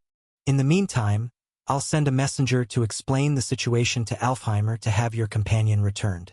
It may take a day or 2 since they didn't bother having their gate constructed in their capital, but Ben can keep you fed for the time being as long as he has no problem with it." "Yeah, I figured that's what would be happening anyway, so fine with me," he told them, having assumed that was how things would play out. "As long as someone heals me after, I'd rather not feel anemic for a few days." Hearing all of this, Mercy's first instinct was to thank them all with as much gratitude as she could. But before she could, Ben was off, making his way to his workshop to experiment on just how he wanted to make this new project a success. Why is this so much harder than it should be? But it should just be a simple modification of the brace enchantment. If I could just get to that part, then we'd be golden. He hadn't even gotten to testing it on Mercy yet by properly crafting the enchantments around her mana. Instead, he'd been focusing on making something that would be small and comfortable enough to fit around her teeth while building a generic enchantment with the properties he was looking for to see if he could make it fit. But it just wasn't happening. No matter how large the enchantment on the braces were, the braces themselves were large enough to be able to handle it, but an enchantment he believed needed to be just as big while comfortably sitting in a person's teeth. Unless the material used was of an outrageous quality, then it would be severely weakened by the enchantment, and that was just for him. He had no intention of personally doing them for her entire race, since that would mean they'd be dependent on him and be back to the same problem if he ever died. The other enchanters of Myriad would need to be able to create it too. Deciding he needed a break, he moved on to a different project, adding dark enchantments to the coats that had been left in the room. It seemed Pelinea had managed to get the bear man to agree, meaning that he needed to get those out of the way soon anyway to try and get the man to raise his dark resistance enhancement quicker. Starting with the first one, he did his best to determine just what sort of enchantments to make. The important thing he needed to remember here was that even though they had to have an effect on the body, they couldn't be too unpleasant. They needed to be powerful enough to make the skill level rise, but not so powerful as to make the wearer quit before any results were achieved. With that in mind, there were 3 that immediately seemed viable, but he wasn't sure if that was enough. He knew he could add debuffs that would limit the user's mana pool and mana recovery rate, and since he would be getting paid as he wore it, there wouldn't be too much concern about it affecting their life, and on top of those he could add an incredibly weakened sleep spell, not strong enough to knock him out as he wore it, but just to leave him feeling tired. He worried even that might be too much, given how unpleasant a constant state of exhaustion could be. He only hoped that he'd made it weak enough that it would still have an impact without being too hard to deal with.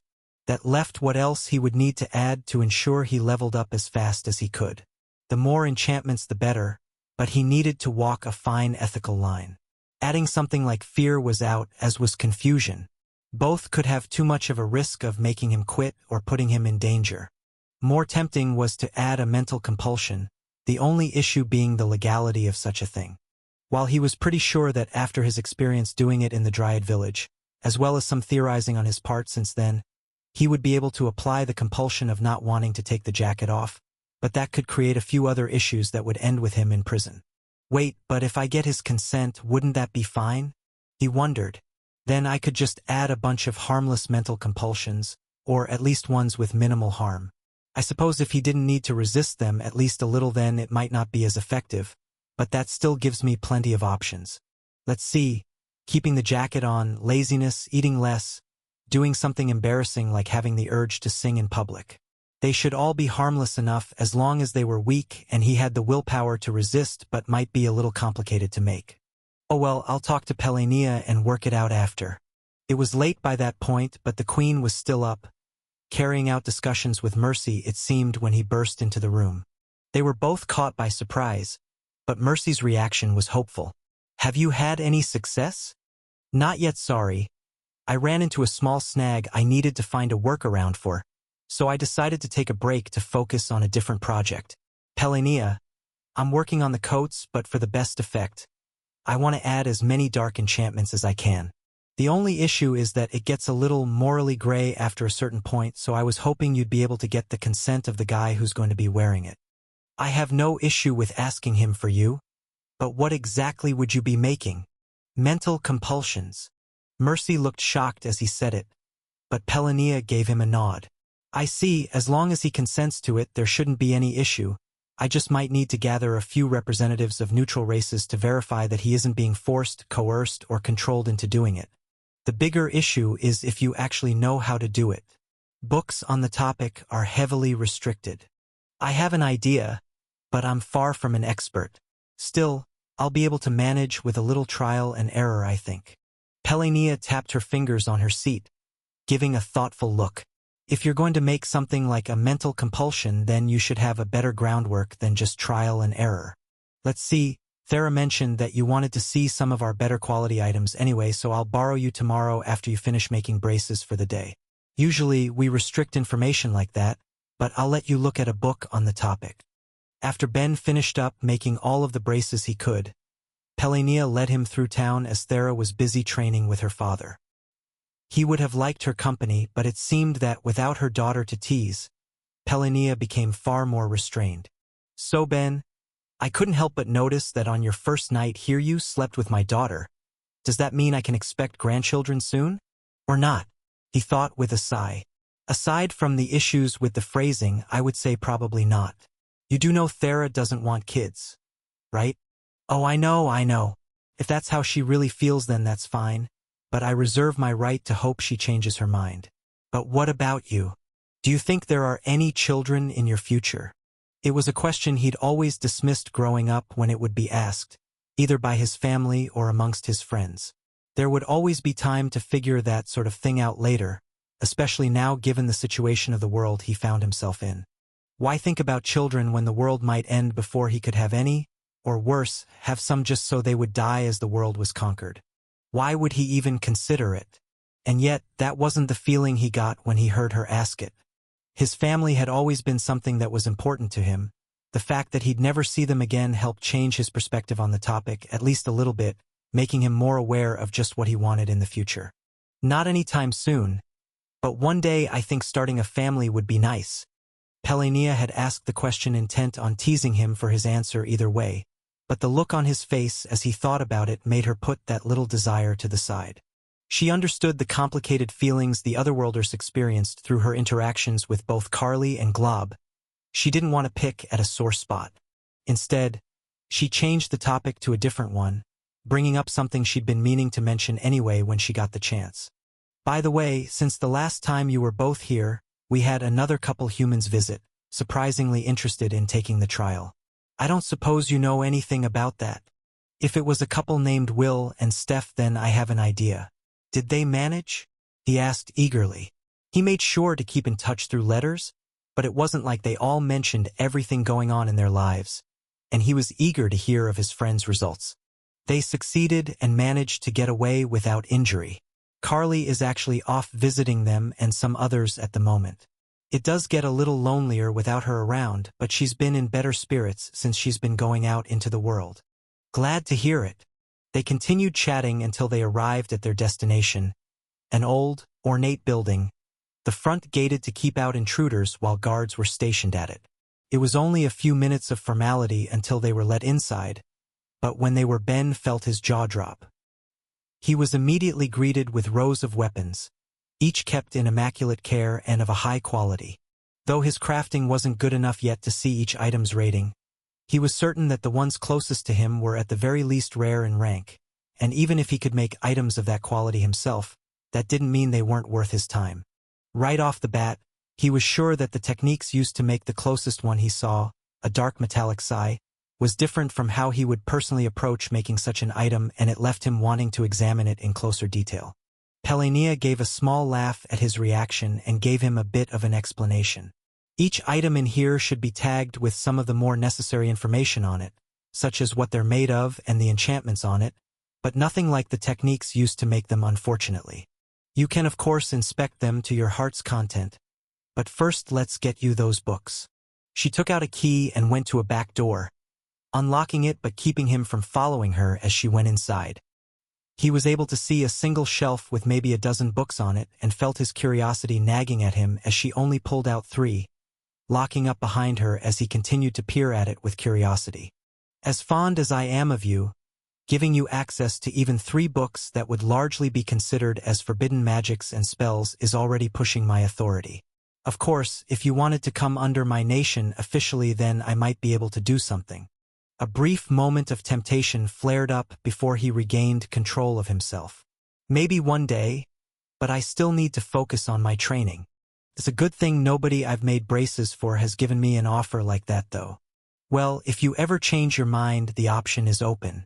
Now I have some work that needs attending to, so you won't be able to leave until I'm back in a few hours. But until then, feel free to read through the ones I've left you and browse the items if you'd like. With that, she left, leaving Ben to start flipping through the books. As much as he wanted to look at the weapons, especially those that were ultra-rare or higher, the chance to read up on some forbidden knowledge seemed like it would be much harder to come by in the future than a well-made item, so he didn't want to miss a second of absorbing the information as he took a seat and leaned against the wall. So then by doing that, it basically becomes mind control depending on both the target's dark resistance, willpower, and any other potential skills. Still, this makes things a lot more clear. What can I say? The authors knew their stuff, especially in the last book. Really makes you wonder what sort of people write these. I get it's the sort of thing that would be easy to abuse, but it's knowledge myriad. Even if it would be bad if the average person could pull this sort of stuff off, that doesn't mean it doesn't have its uses. For example, I'm almost certain these spells could be modified and placed along the wall of Stonewall to keep monsters from getting too close without affecting actual people. Of course, the mana cost would leave that as incredibly impractical. Gray area is just a prude's way of saying that it's legal. Either way, I don't intend to use this too much, so don't worry. At worst, you might see me putting the information towards our hunts. But that's it. He understood what his god was saying at least, and even if he didn't plan on misusing it, he would do his best to keep the information from getting out by any mistake on his part, though really that would require an enchanter to not only be able to use a high level of dark magic, but also be able to see his enchantments. He wasn't too worried on either front since the only one he really interacted with was his teacher. Having gotten everything he'd been hoping for and more from the books though, he moved on to his greater interest, all of the weapons being stored. He didn't know how much time he had left, so he wanted to start with what he was sure would be the most interesting before working his way back. So with that in mind, he started with the 2 best items being stored, a spear and a staff. Both were labeled as mid-legendary and they left Ben salivating. The staff was clearly a composite of many different materials, from wood and metal to bone and leather, but the more interesting bit was that it didn't look as though they'd been combined in the way he would, using the metal as a base and powdering the others to give some of the effects.